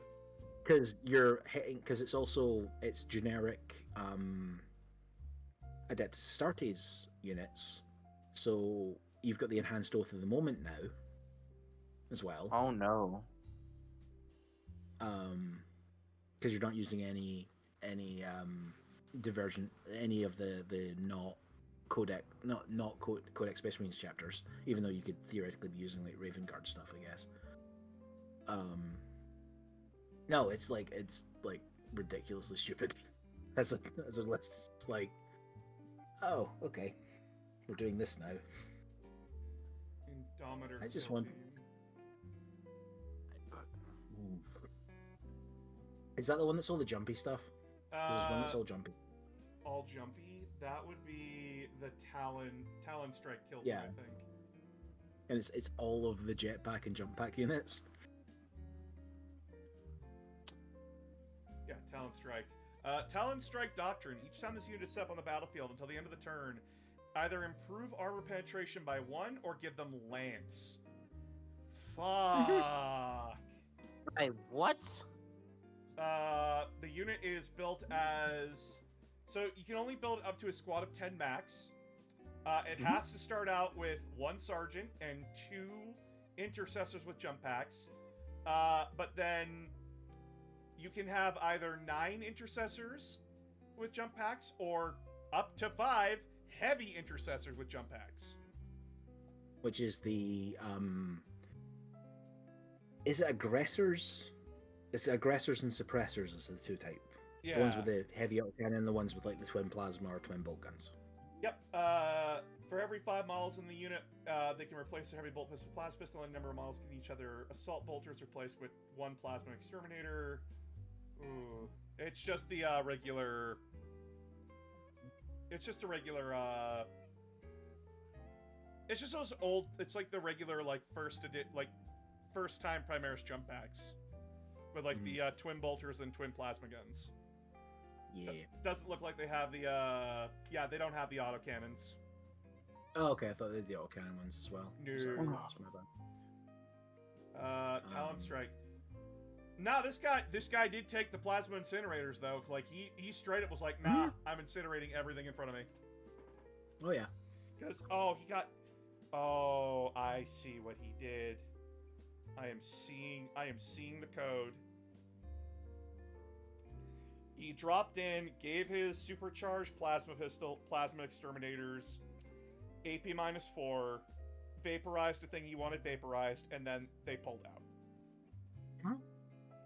And to make sure like that was given, he would choose lethal and go from there. It's fine though, because we have like a couple of weeks of this, and then the Eldar Codex is gonna, and then in like a couple of weeks the Eldar Codex is gonna drop, and everyone is gonna be complaining about that. Oh yeah, no, I already saw Major Kill, not Major Kill, fucking what's his name? What's our boy's name? What's our fellow boy's name? Fuck, Hellstorm Gaming, Hellstorm Mikey. He's already like he got the Codex early apparently, and he's already like, nah, this shit's broken, this shit's busted. And I'm like, you're lying to me. You're lying to me. Nope. There's a reason why the Fire Dragons are sold out, chat. Tons of new Eldar. Tons of new Eldar. New Warp Spiders. You can still buy them. You can still pre-order them. But Fire Dragons? No, Fire Dragons. Gone. They're gone. No. Man, I hope you like Pain. It's melted. If you've got Fugan in the unit, you have range 18 Melta 6 Melta guns in your squad of 10. Oh, my bad. They did sell out. They did sell out of the Warp Spiders.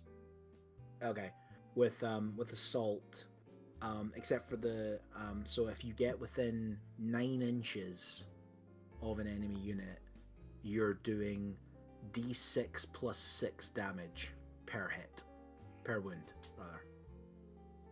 Fucking Christ! So that's deleting basically everything. Can I play a game against Eldar where I could win, please? I struggle against these fuckers so hard. I want them to try and delete my jet bikes. They're gonna delete them. The thing is, right, they'll like absolutely do that. They'll delete like one squad, and then they're still toughness 3 Eldar. So, like, this is what like frustrates me about Eldar, because I can't wrap my head around them. They're so goddamn squishy. They are incredibly fucking squishy. But then like, I don't know what my problem is when I'm fighting them. I think I'm just like overthinking it. Really, when it comes to them, is that just like, I need to stop being a chicken shit and just charge them down, run them down. Because every time like I fought my brother with his Eldar, he is always just out shooting me. He is always putting me on the back foot. I can't get ahead of him. But like every other time, like how do you get around that? I mean, how much are you looking forward to him being able to move, shoot, move? Not very. I'm not looking forward to that at all. It's already. I'm very worried that they're going to be able to do that with the Scorpion tank. I think so. Depends on the detachment he's in. I don't like that. They don't get Strands of Fate anymore. Oh, perfect. But what do they get now? Oh no, the Strands of Fate is just the it's just the army rule now for the Ulthway Seer Council. Okay. The Ulthway detachment basically get a version of Strands of Fate, which is you roll 66 each round. You roll 66, and then depending on the results you get, you can use those to basically make stratagems free, depending on the result. This is the way it works. It's like for each number you roll, you have one opportunity to make that stratagem free this round. Is the way they're doing it. I'm just gonna play a sound from the thing here, and it's an accurate representation of how I feel right now. Oh, it's even better than that. So you've heard my rant about the Yandon Spirit Warrior detachment. Yep. It's just better Votan at this point. How? Um, Hey, Votan, what? The elves are doing what you do, but better. Sits here be fair, offended in dwarf. right. Actually, I take like a couple of positives from that. One, it's only when in the Yandon's case they only get the grudge tokens. They're not called grudge tokens, but they're grudge tokens. They only get the grudge tokens when one of their psychers dies. So that's any of the Spirit Seers, Warlocks, or Farseers, specifically. I have a better thing that conveys what you're feeling right now. No, God! No, God, please, no! No!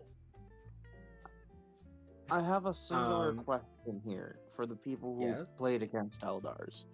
Don't you want to kill their psychers? Yeah. Eldar fall apart when you take away any of their buffing stuff. They fall Yep. apart Oh, like it's- incredibly quickly. And like wraiths, so they like get a buff need now wraiths. the moment you kill one of them. Yeah, wraiths like need Spirit Seers now. Basically, they basically don't get the army rule unless they're within range of a Spirit Seer because they're slow ghosts. Which Like, they I- don't. I've been trying to figure out ways how to nerf Wraithguard in like Wraith units.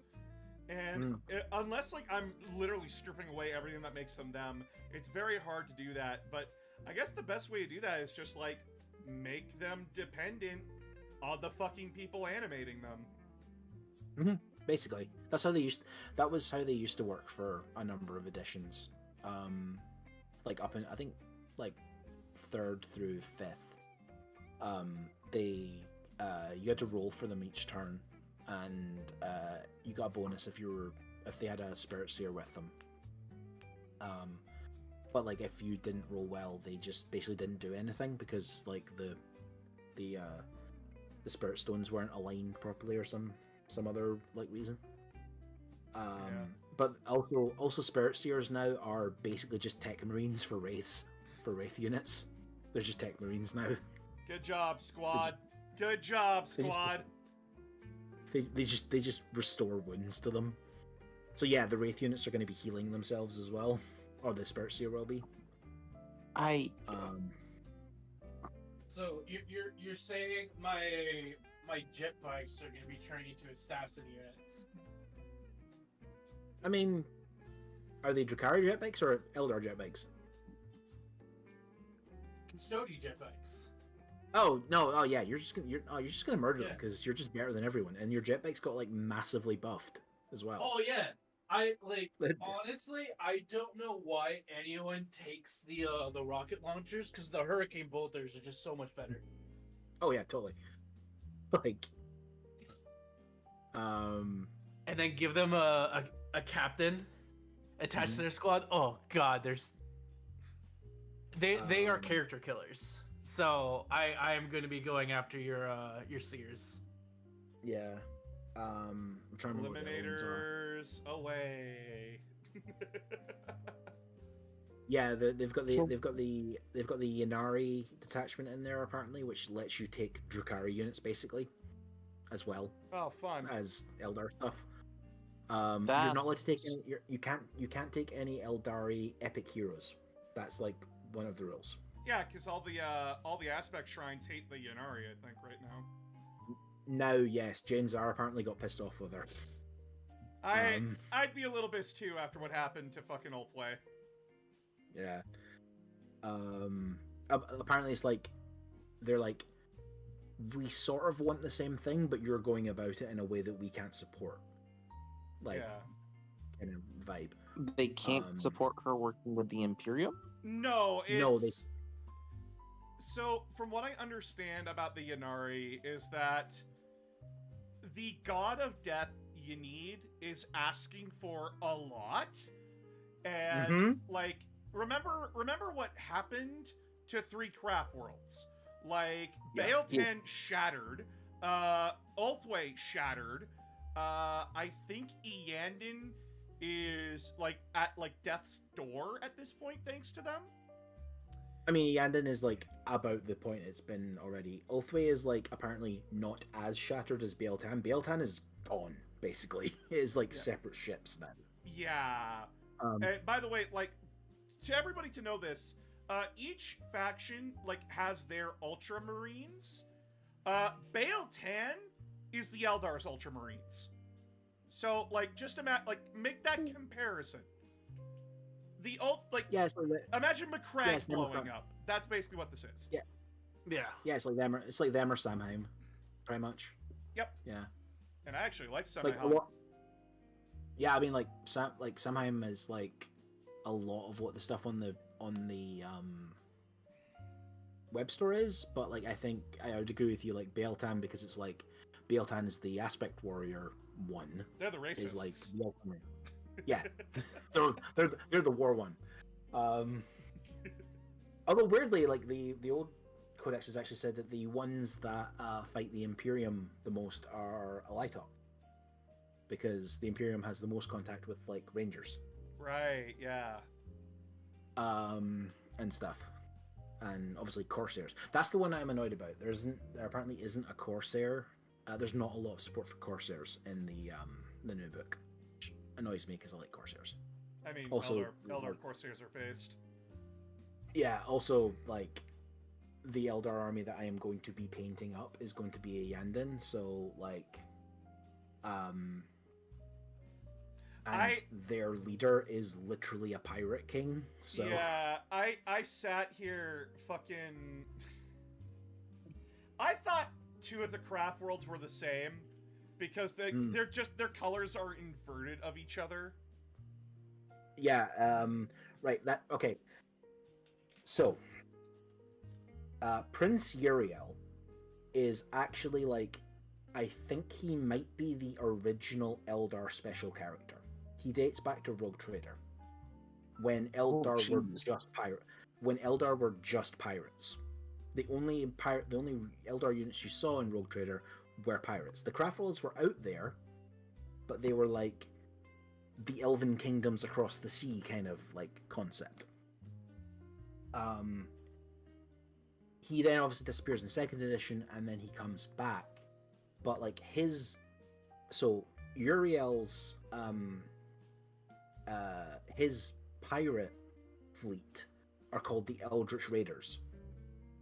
Their color scheme is is the inverse of the Yandon scheme, because he's an exiled Yandon prince. So it's blue armor with yellow helmets and like tiger stripes on them, because like it's the 80s in GW. And so then they come to the 90s and they're going to do they're doing the craft rolls, and they just take the Eldritch Raider color scheme and make it the Alitok color scheme. Ah! Good job, team. Because Alitok are the craft world that have like a lot of contact with Corsairs and also have all the Rangers. Like that's their they're like the piratey and sort of scouty ones.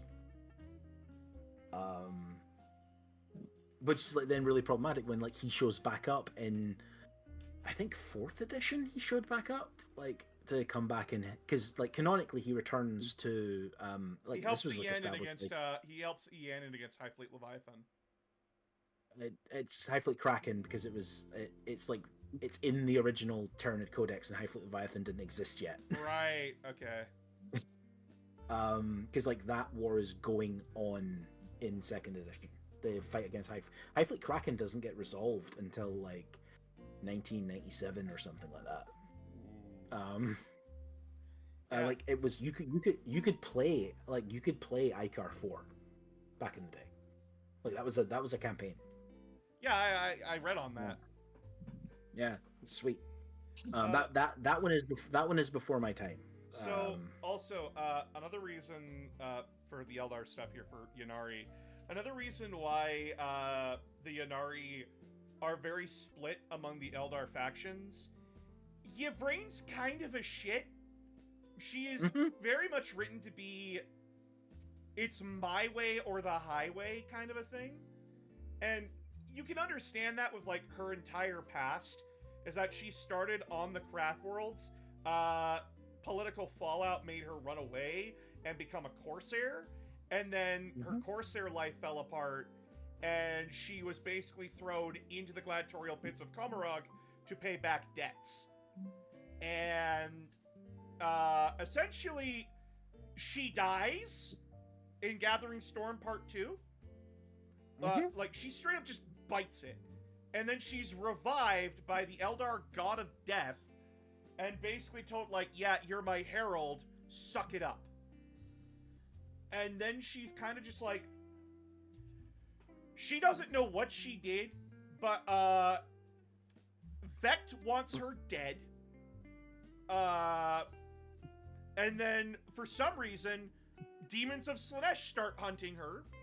So she's kind of done with everybody. So like, Vect wants her because she wakes up with one of the crone swords. Yeah. And like, but from her perspective, she has zero clue what's going on. Yeah. And then she's given this extremely brutal task and basically told, like, yeah, so, see, you gotta go shatter a bunch of craft worlds. You gotta go blow up your people's homes, basically, to get these special swords, so I have the potential to kill Slaanesh. Yeah. Not even an absolute certainty. So, like, imagine being the pariah of your fucking species. Which like, we all know that they're not going to kill Slaanesh. Well, I was going to say, from an out-of-in-game reasoning, the theory about this is that this was an attempt to basically reboot the various elf factions, and that they would have, like, probably, if they had been, like, if they'd, like, there was an idea that, like, okay, we're rebooting the Space Marines, let's reboot the Eldar as well. So they wouldn't have been the Drukhari and they wouldn't have been the Dark Eldar and the Light Eldar anymore. They would have been the Inari and probably still the Drukhari, because Drukhari are edgy. But, Yeah. like... No one bought the box. No. Like, by the way, I just want to say, like, the Yanari, like, the 3 Yanari models, you need, like, the Avatar of Yanid, Yvrain, and the Archon, the Vizarch, not the Archon, they look great. Like, they're good-looking models. It's just a shame that GW's done nothing with them since. Like, GW, you want to sell these guys, you want to make Yanari a thing, you gotta give the people something. Like, tie Corsairs into them. Maybe that's what the end of 10th edition campaign will be. Yanari finally get their fucking spot back. Or, like, the next bit of their story, because if the next bit of Abaddon's story was Arcs of Omen and stuff, which was resolving that, then this edition, okay, we're going to do the next bit of, like, the other thing we set up in Gathering Storm, and then, like, we'll, like, in the end of 11th edition, we finally pay off whatever the end of Pariah Nexus is. My bet for Pariah Nexus is that rocks fall, all the non-important named characters die, Silent King goes home with a big boo-boo, and fucking dickhead, why am I forgetting? Imhotep wins politically in a few areas, but, like, militarily, he's, like, shown up. Oh yeah, like, it'll 100% end up in another stalemate. But, like, yeah, I mean, you've got, like, Vashtor in there now. He's there. Like, I feel like Vashtor popping up is going to be like the Silent King and Imhotep destroy the engine that he made to take away that stupid webway tunneling thing. Because, like, chat, by all accounts, if Vashtor is allowed to keep that, there is no reason that Terra should be still existing at this point. Yo. Like, there's no point to the story of 40K if Bashtor is just able to tunnel around like a goddamn mole. But Unless Because the he could story that we're tunnel straight to Terra and cause the awakening of. well, unless that's the thing, unless he doesn't actually want that because he wants that house.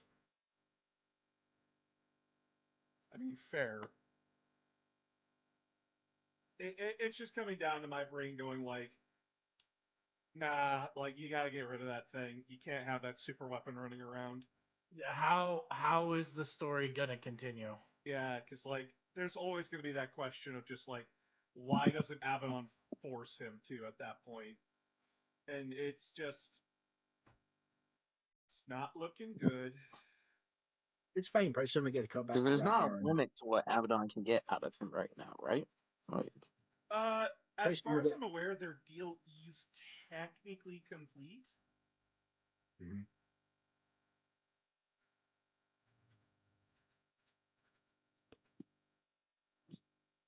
But like, we're gonna cut back to Ragnar Blackman and Gazgul making kissy faces at each other. Just like unresolved like sexual tension. oh Um, god. I can Oh see yeah, the whip fan out art your going sword. in. Oh yeah, whip out your sword right now. Let me feel its vibrating power. Oh yeah. my god. Stick you your did it. frost sword in me. Let it penetrate deep. Yeah, hit me hard, Gaskell. 5 knuckles. Okay. Okay. I want to feel the claw. Okay. Hold on. I don't think there's enough lube for that one. Oh, there's Wait a more second. than enough for everyone. Okay, I'm already picturing the fan art and it's scarring me ahead of time. Oh. No, Shadow, you don't understand. There is no lube on Fenris. No, it's called the Hell. That's the lube. The lube is the wolves. I mean, Ragnar Oh. technically is the only Marine with experience. What? Ragnar's like the only Marine that's confirmed to be not a virgin. No, I just thought of something. I mean, find like- that hilarious. I mean, like considering everything else about him, I would 100% believe that for Bjorn as well. No, it's Technically, in it does Ragnar cover- Blackmane's it's in the first book for his omnibus. Is right before the battle, which gets him chosen to become a space marine. He fucks, I think it's like his childhood best friend or something. But So- like, but also, all of his book is a lie that he is telling. Yeah, no, Yeah. he's full of shit in the entire book. So, horrible thought that I just had that made me want to vomit is technically Gazgul could use a squig for lube. Not Mhm. explaining any further. You could also use a squig as a fleshlight. Where is the stream going? No, that's what shock attack is for. So Uh. I do want to ask chat. So chat, what do you think of the new setup? Like, what do you think of all this? Like, how have you been enjoying the stream thus far? This is like brand new and everything. I understand that like everyone got used to the bedroom and everything, and everyone's more used to me being a more physical person rather than just the mole. But like, I want to get use out of this mole. I want to get use out of this art more than just more than anything else. And I genuinely like the idea of just having my fellow creators and the people that I bring on to basically just do a podcast to like hang out here in the bar. I plan to also get like more commissions done for like extra stuff like a menu board for chat to just type into and everything, and a screen. I like the bar. It's pretty cool. Yeah, I'm gonna do something quick. I'm gonna lower these guys down here for a second. As you can see, like we got tons of different stuff here. We got the games up here, like all the way up there. We got like some models over there. We got some amiibo. Chat. We got ingredients. We got glasses. We got glasses. We got my #1 mole mug behind me. I really wish like we did something with the books, but at the same time, like I'm extremely happy with like how all this turned out. Genuinely. I'm so glad I opened up stream. Too bad my phone really hates it open right now. I Oh, love can we it. talk about- I love seeing the freaking artwork getting its use. Can we very quickly talk about one rumor that is probably basically confirmed based on artwork that GW has released? Sure. Ooh. So, are you aware of the Warhammer: The Old World roadmap? I am not aware Thing? of it. So they revealed that the next army they're doing for Warhammer: The Old World is High Elves. After that, the only two that are left from the initial 9 factions are Beastmen and then Wood Elves. And they said they're doing Beastmen next, after High Elves. These come out roughly every 3 months or so, give or take. All right. So that's about another 6 months worth of stuff. But then on the roadmap image, there was a blank square Ooh. underneath, Ooh. which would take us into the summer. Ooh. The blank square had a blurred out, like, bit of generic artwork in it. Yeah, people figured out what it was. It's one of the mountains from the background of the Cathay loading screen from Total War. Ooh, let's go, Cathay! Let's go, Cathay, or Ogre Kingdoms. No, it'll be Cathay, because it's all new faction. And Ogre Kingdoms are in AOS, and they can't have an AOS faction in Fantasy, in Old World. Right. Well, Cathay. That's why we don't get. Interesting. That's why we're getting Cathay for Old World. So, It's gonna be sweet. how are Cathay gonna work in Old World? This is gonna be very interesting. I believe story-wise, I believe they are right. They're like a fleet that's been sent. Because the elves like asked for help, something. So it's an expeditionary force. Yeah, model-wise, apparently basically just the way they are in Total War. So yeah, wizard woman turns into dragon. Level of like, yeah, we're just making a model of that. Oh, okay. That's gonna be a sick model. Like terracotta war, like the giant jade warriors, the Cathay infantry, and the balloons with guns on them. I don't actually play Cathay in Total War, so I don't know what they're called. I just played Total War Warhammer 3. Mm. Oh wait, that Because- also means that the Cathay's power is gonna get introduced, and that's gonna be very interesting actually to Old World gameplay. So, a little bit of an update for tomorrow, by the way, chat. So, as I said at the beginning of the stream, Spee's Twitch fucked up and deleted her model reveal video. So she's really devastated by that. And it might affect the collab tomorrow. So there might not be a stream. Please understand that. If you can, still go send some love to Spee, whether it be through donations or just a follow, you know. Go send some love to the super boss.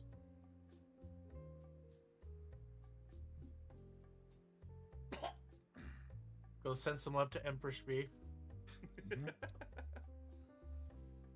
So like the whole VOD got. Yeah, like she ended stream, she was getting the VOD ready to be downloaded. Something happened, it hit delete instead of download, and it's just gone. That's Yeah, that's horrible. we like I tried to see on my end if like I could get it back. Wouldn't let, like, there was nothing there. I couldn't do anything. Our tech friend Squirrel, who ranked her model, by the way, he tried to see if like he could pull some like internet shenanigan and pull it from the source code itself. Nope. So yeah, like, yeah. if any of you can your support would be really, really good. Spee is very upset and genuinely, like, she worked damn hard. Like she and everyone worked damn hard, and she's devastated because like all this hard work that everyone put in to make this reveal look amazing was just lost. I was there for like the first hour and a half worth of stream and thought it looked really cool. Oh yeah. That sucks. Yeah. That.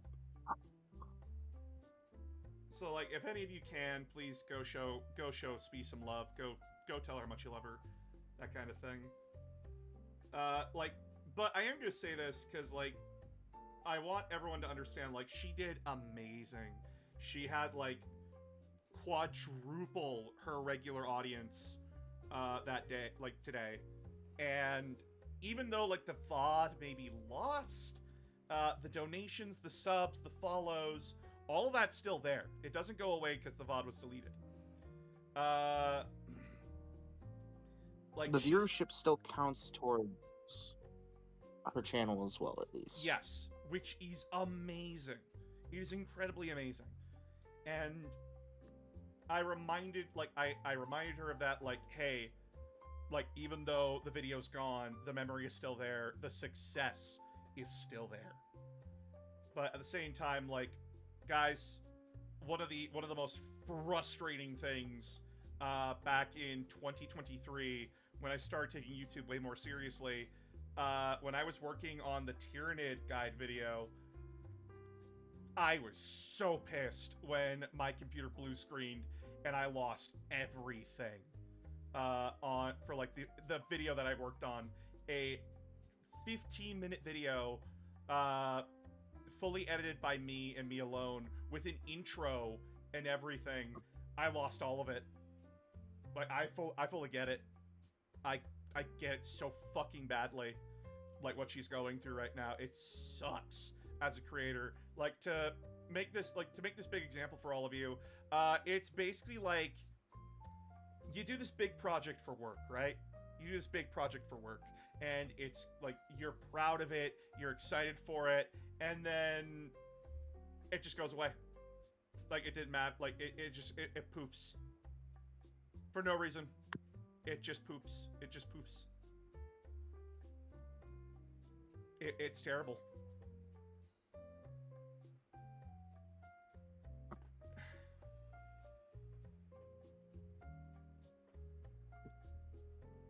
Genuinely, like, if you can, like I said, go give Spee some love.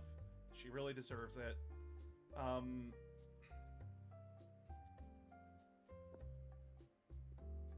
I don't know what else I could say at this point, because I just know how much it sucks to have something that you worked so hard on just disappear, and it's not even your fault. It's just technology decided to be a dick.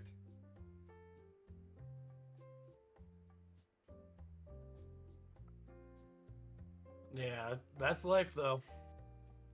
Sometimes shit just, well, shit's the bed. My only recommendation is when you guys are watching a creator, make sure you clip like any moment that you really like, so that in case something like this does happen, they still have those clips and those moments to go back to. Yeah, she still has like 3 clips, which is good, but it's not But the it's full not. thing. Yeah. And again, like, I'm singing her praises here because she genuinely did amazing. All of her team did amazing. Like, random, like, I can tell she's more upset that all the hard work that Afro, her rigger for her model, random, and a few of the other artists she had, she's more upset about all their hard work going to waste because of this little screw up. And that's genuinely what I love about Spee, is that she's genuinely a very sweet and loving person. She's very kind. She's very, like, I can tell, like, this is affecting her because of all that, and genuinely she's just genuinely a sweet person that needs the love and support more than ever right now.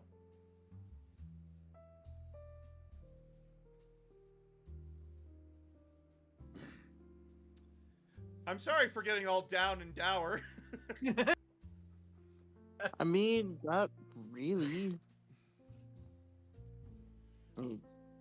It's a serious thing and it affects part of the community, technically.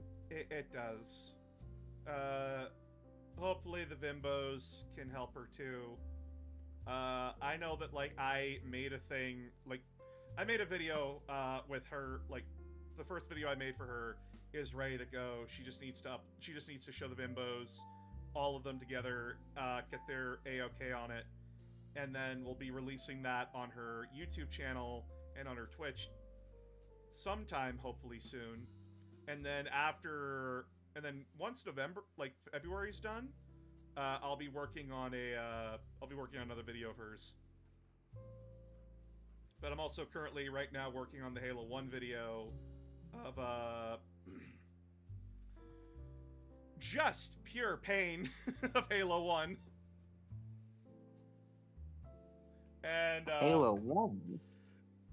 yeah, I thought I was playing with original graphics for both of us. She was playing with the new graphics. So I'm sitting here like, oh, that's gonna get confusing for a lot of people. Oh well. Oh, the Halo yeah. Yeah, oh well. Oh well. Just makes the video more fun to edit. Technically, that's the modern Halo experience now. With Halo C and Halo 2. Technically. So. I don't know if Spee will see this. Hopefully she does, or someone can clip this. But, hey Spee, you're doing great. You're doing amazing. Your model reveal was amazing. It was beautiful. Yeah, the video's lost, but we still have the memories. We still have the clips. We take what we can get, and you still got all the follows. You still get all the subs. You did amazing. Genuinely. Not your The fault. minion support Shit too. just happens. Yeah. And we wouldn't have this bar. We wouldn't have this bar without Spee's support. So genuinely, with her helping, like with her hiring me on as an editor, I could afford the bar. We could afford the stools. We could afford the shelf behind us. I could afford the platform that these three are standing on, you know, that good shit. You could afford the mole. We could afford the mole. And, like, guys, I wouldn't be able to make Koopa stew for you. We wouldn't be able to kill those turtles and turn them into stew. You know, turtle stew is actually really tasty, and you can boil the shell down to make a really great broth. I don't like killing turtles. Turtles are one of my favorite animals. Just saying. I love turtles too. I'm just saying. I'm just saying, like, If you ever have the Listen, sometimes opportunity, there's a take snapping turtle, and fuck the snapping turtle. it. They're assholes. that moment I remember to my horror that total drama was a thing. And the Americans, Oh yeah. and the Americans censored the disgusting food episode. And people were like, oh, why? Because, like, one of the foods was just that gross? No, they censored testicle. Yeah, I didn't deal with that censorship when I was watching the show, sadly, growing up. I'm Canadian. We got the full uncensored version. That's right. We got to see... I'm gonna not complete that sentence. We got to see a lot. A lot. By the way... For you guys.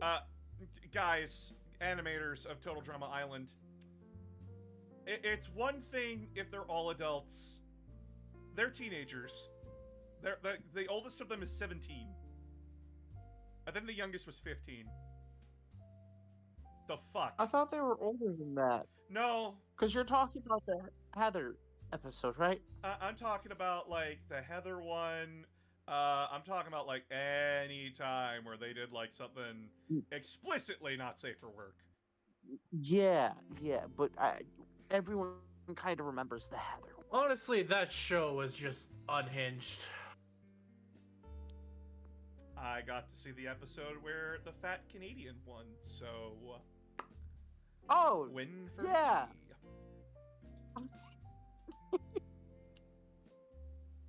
Oh, oh, that was such a poor. Oh, no.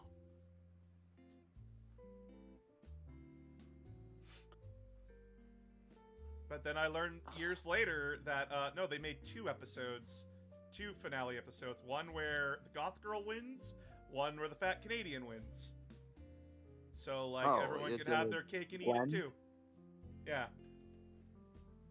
Yeah, according to the official page for the very first season of Total Shiji. Drama Island, leaving be I can't English.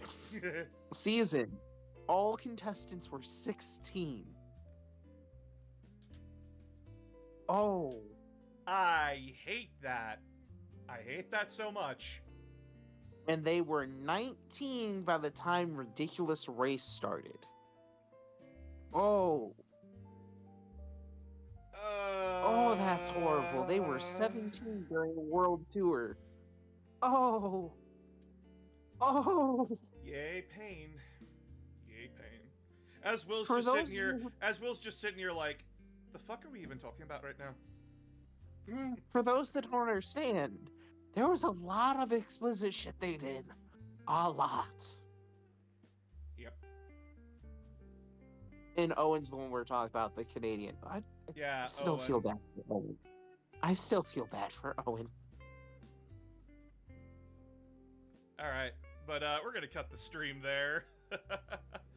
So yeah, That's an interesting one. if someone could cut the thank you to Spee bit, I'd appreciate that. I'd like to send something to her to wake up to in the morning. There might not be a collab stream tomorrow. Spee might just take the time to recharge and let her brain decompress from that. But I'll keep you all informed about what's going on tomorrow, if there's going to be a stream or not. Hopefully there is, but at the same time, I just want Speed to relax, get some feel better, that kind of thing. But yeah, Friday is my birthday. Woo! I don't know what we'll be doing on it, but I'll be streaming during the day. Hooray, level up. Because I'm going to dinner with my wife, and that's what I'm going to be doing. So, yeah. Work-life balance. What's that? Work-life balance. What's that? No, I totally didn't just do a 10-hour death march to get Dawn of War 3 done.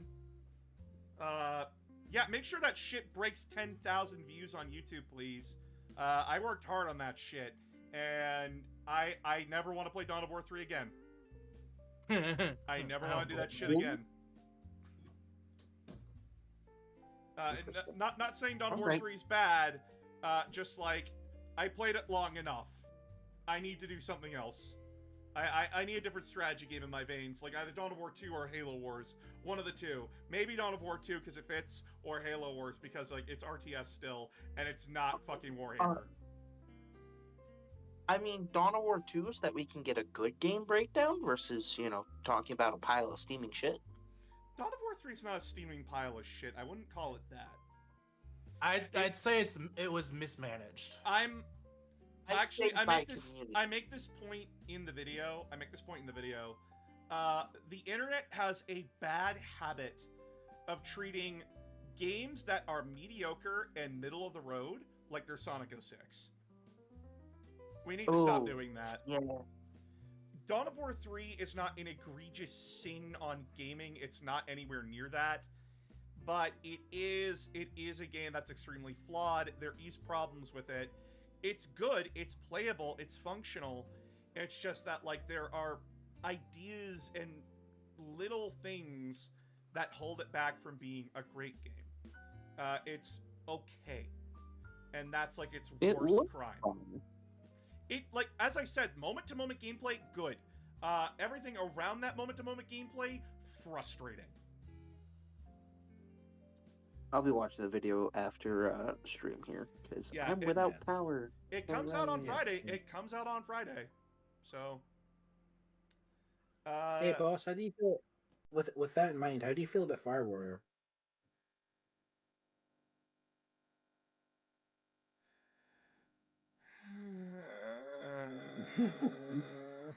I don't Can we want to get a touch it. video breakdown of Fire Warrior? I don't want to touch it, but at the same time, you know what? I'll make a deal with all of you. I'll make a deal. Yeah, it's time for deal time. If we can either get a donation of $2,000 total, or 15, get up to 15,000 subscribers, I will find a way to play Fire Warrior. I will find a way. All right. 15,000 You heard it, folks. subscribers on 50,000 subs on YouTube. Get moving. what? I was gonna say on YouTube by itself or on YouTube and Twitch, I'd probably do a like review. combined. I'd probably do a review. But like I would play it like both on stream and off stream for everybody.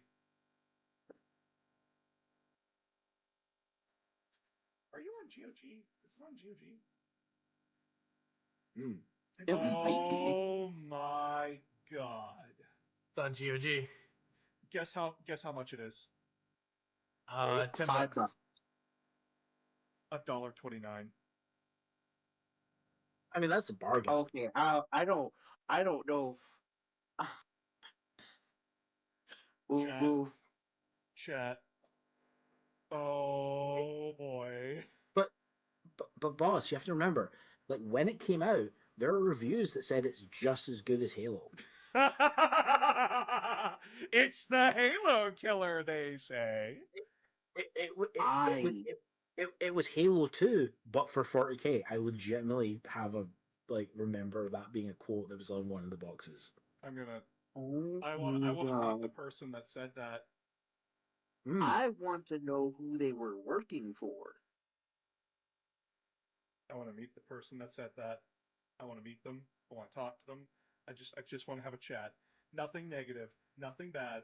Just let's talk. You and me. I just want to talk. I just want to in this talk. That's it. in this alley on top of this tarpaulin where no one can see us. Where like don't worry about Karn, don't worry about Lucius, don't worry about Abaddon, don't worry about Arimon and Typhus just standing there with me. I just want to talk. I just want to know. I just want to know what balls you had to say that. Like you are a trusted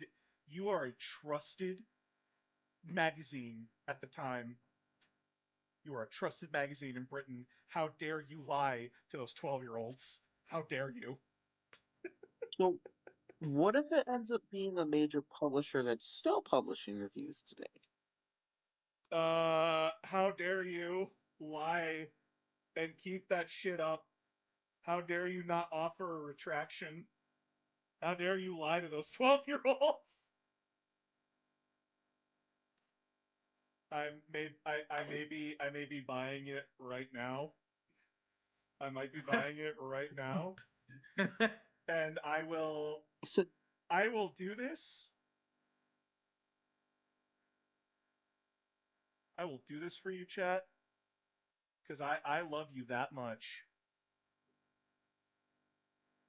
we got so lucky it was on GOG for $1.29. I mean, I'm legitimately gonna say I don't actually think the game was particularly bad at the time. I just think in hindsight it's kind of boring, but like it's actually it's just like I can install it right now.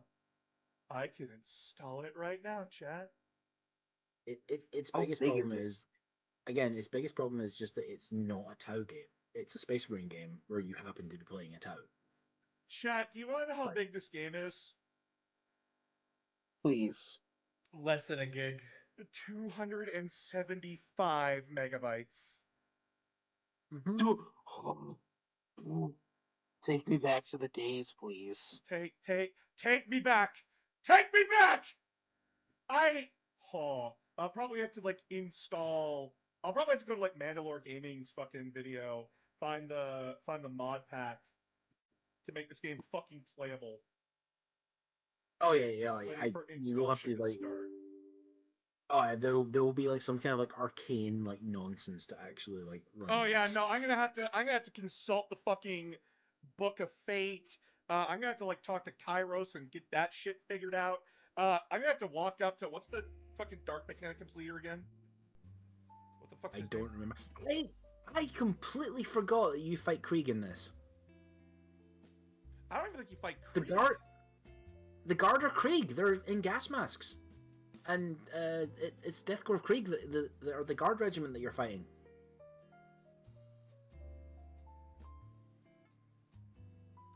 What Oh, the okay. fuck? So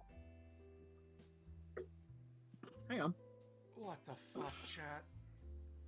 What am I Showing looking it at? to so the, is this I'm sharing it to the chat. I'm sharing it to the chat voice thing. Yeah. Oh, baby.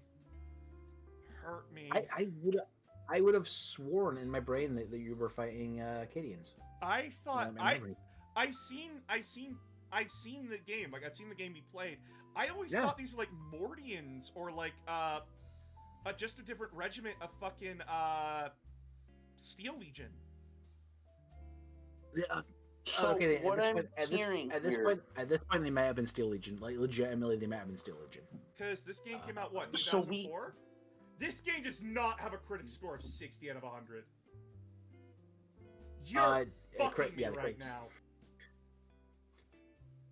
Oh, release date was September 30th, 2003. Yeah, so it would have been one of those because remember that Deathcore Krieg wasn't it wasn't its own thing. It was just fucking it was just Yeah, when did Canadians Siege in of gas Rax- masks. when did Siege of Rax happen? Oh god, I think that was like 2008. Yeah, because Steel Yeah. Legion, like Deathcore Krieg was just a Steel Legion Yeah. group. Yeah, they were. The Deathcore Krieg were an alternate color chat, scheme it's for the Steel cursed. Legion. Chat. It's there. It's there, chat. It sits right on my fucking desktop right now. You know the deal. That's not us. You know the deal. One debt to society later. You know the deal, chat. You know We're you know the fucking officially revealed deal. 2000. So, 2006, 2007 games days when Death Corps of Krieg were officially made their own thing. Well, chat, it's sitting right there. It's sitting right there on the desktop. You all know what to do. 1,500 subscribers. There's a gun to my head. $2,000 or 1,500 subscribers. One is much easier than the other. Or like So- 2,000 of you donate $1 each. And remember, I'm Canadian. I'm worthless. I mean, that's like only like that's like 3,000 subscribers. That's not actually that many. That's not. I made And, this like, incredibly fucking easy for all of you. And plus, we give him the chance to make the most rage bait click possible by saying a Tau is beating up the Krieg. You know what? You know what? I will commission Lynn to do that. I will commission Lynn to do that. I will do that if we do this. I will do that. I will have Lynn draw Literally Kais, the the main most character. rage bait click we've ever gotten out of him. I'm gonna have her draw Kais as like fucking Doomslayer, okay? I'm gonna have Kais standing as Doomslayer on top of like a Black Templar and a few Kriegers, okay? I'm gonna do that. And then like in the thumbnail, in the Oh my fucking God. in the title, it's going to be Fire Warrior, the Halo 2 killer. This is gonna be the most rage bait video you've ever made. I will make a rage bait. I will do it. I will take the piss out of it. I will write an entire script where I'm lying through my fucking teeth about how great this game is and just how amazing it is. And just like by the end of it, snap completely and just go on a tirade for like an hour. I will do that. Fuck you.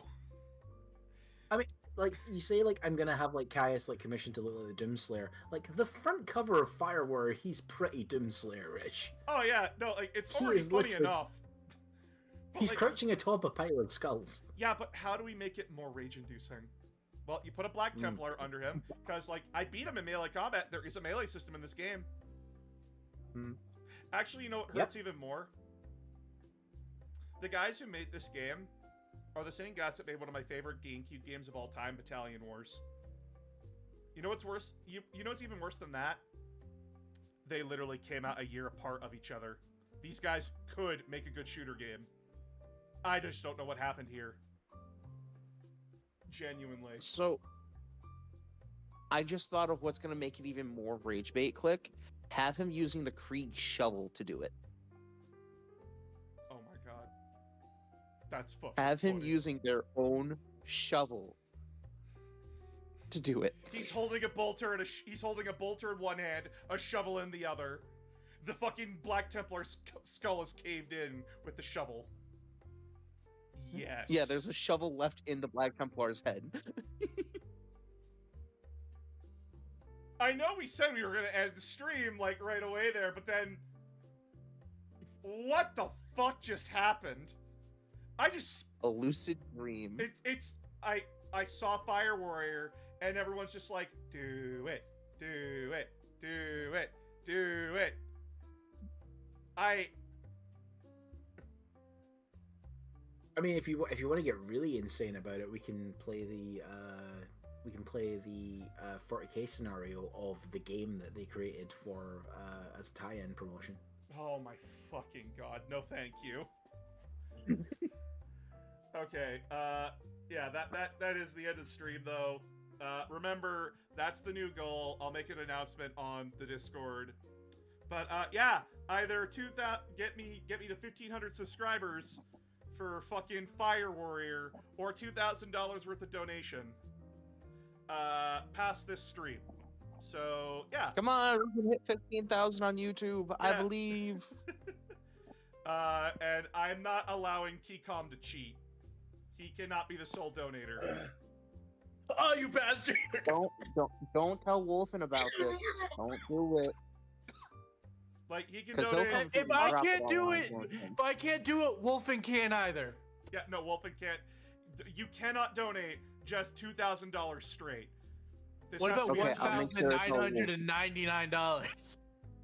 No. I will tell Wolfen this. Huh? Are you telling someone they can't give you money? No, I'm telling specifically it's a challenge. So, oh, baby boy. So I downloaded a thing called GOG. Yeah. It's basically like Steam, but instead of like Steam having like only modern games, GOG's like, hey, we have all these old games. Guess what game they had for like $1? What? The really shitty 40K Tau Empire game. Ha, ha. You want how much they were charging for it? You said $1. $1.28. And the deal is that I will make a video on it and I will stream me playing it if we get me to 1,500 subs. Well, 15K subs, or that everyone donates a collective $2,000. Because remember, in the Tau Empire, it's for the greater good. We all work together. Found a shiny rock at the kiosk today. That's a very shiny rock. It's a very shiny. That's a very shiny rock. It lives here now. It lives here now. Okay, but yeah, that's the end of the stream, everybody. What if I donate $1,999.99? It's not $2,000. I will allow you to Don't donate do a it. maximum of 1,000. God damn it. Okay. But I'm doing this because I'm like, dude, seriously, save your money. You're in America. I will do it out of spite. All right, you all have a fantastic night. I will let you all know if we're doing the collab tomorrow or not. But if not tomorrow, we will be streaming Friday. God, I'm terrified now, because that bomb, that's the Chekhov's gun. That's just sitting there on my desktop now. I don't know what to do. I don't know what to do. It's just sitting there, staring at me, mocking me. I will make sure like the proper files are installed before I even touch it though, because like apparently its launcher's fucked. Yeah. So like Yeah, I believe that. I'm not having a Sonic Adventure 2 situation here. I'm getting the proper mods installed on this thing before, because like it's not the game's fault. It's no one's fault that like modern technology has stared this fucking thing dead in the eye and said like die. I wonder if the multiplayer servers still work. God, I hope not. Imagine having your job being maintaining those. God, please. You could probably use Game Freak to host a Wait, server. it had multiplayer? I It believe so. did. A lot of sound. Oh. The list config.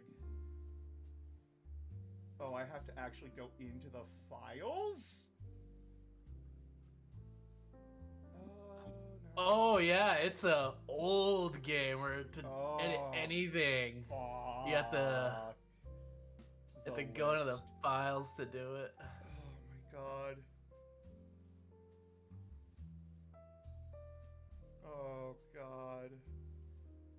I had to download the file and okay, yeah, no, this is not something to do on stream. Alright, you all have a fantastic night, and I'll talk to you all either tomorrow or on my birthday.